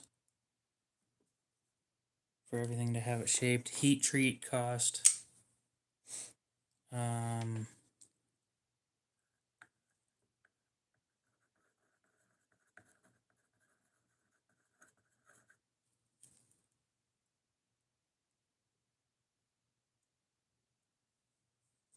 because I don't want to ruin a slab of 15V.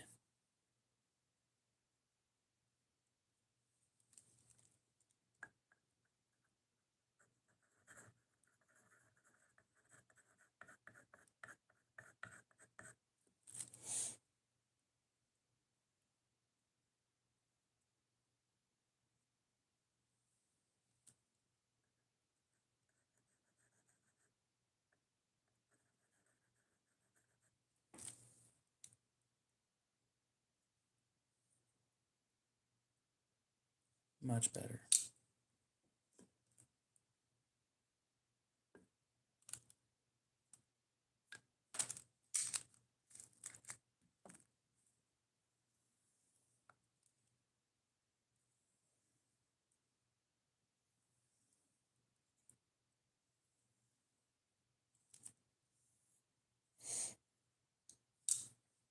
Anyway, I'm thinking Lmax at 62, and the first one is probably going to be garbage, so I need to account for the fact that I'm going to lose money on the first one, which that would be my fault, but yeah.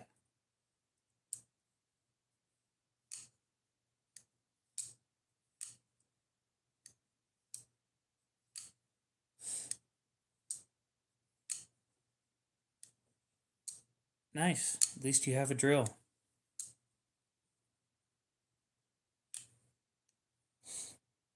I'm not making sharpening stones. Fuck that. I know I can make reblades. I'm not sure about how to make a sharpening stone. I have no clue.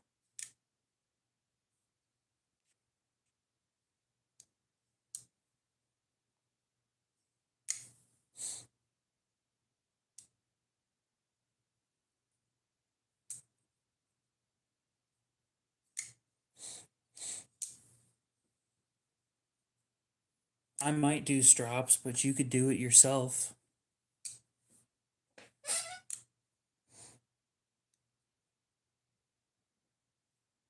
I like that nickname. Meat Twinkie.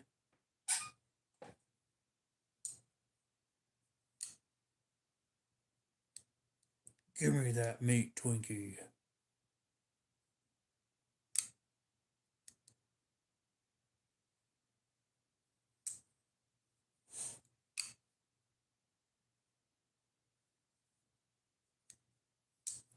Thanks, just a dude. I needed that reminder.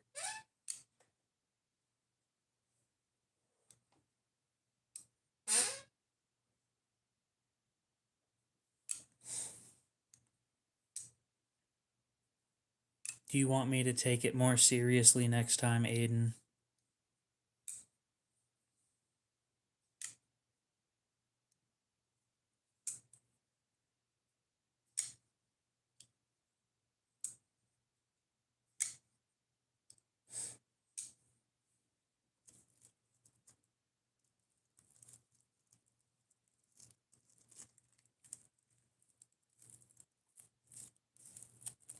Context for what?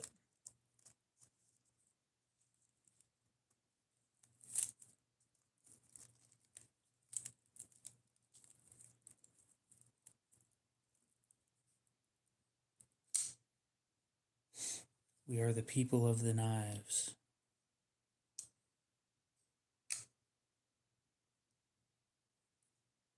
I'm talking about knives. Anyway, the plan was to end it like 5 minutes ago, so... Hey, I was dead on.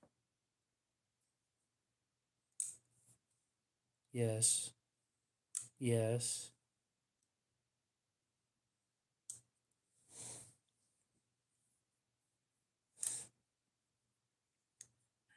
Alright, guys.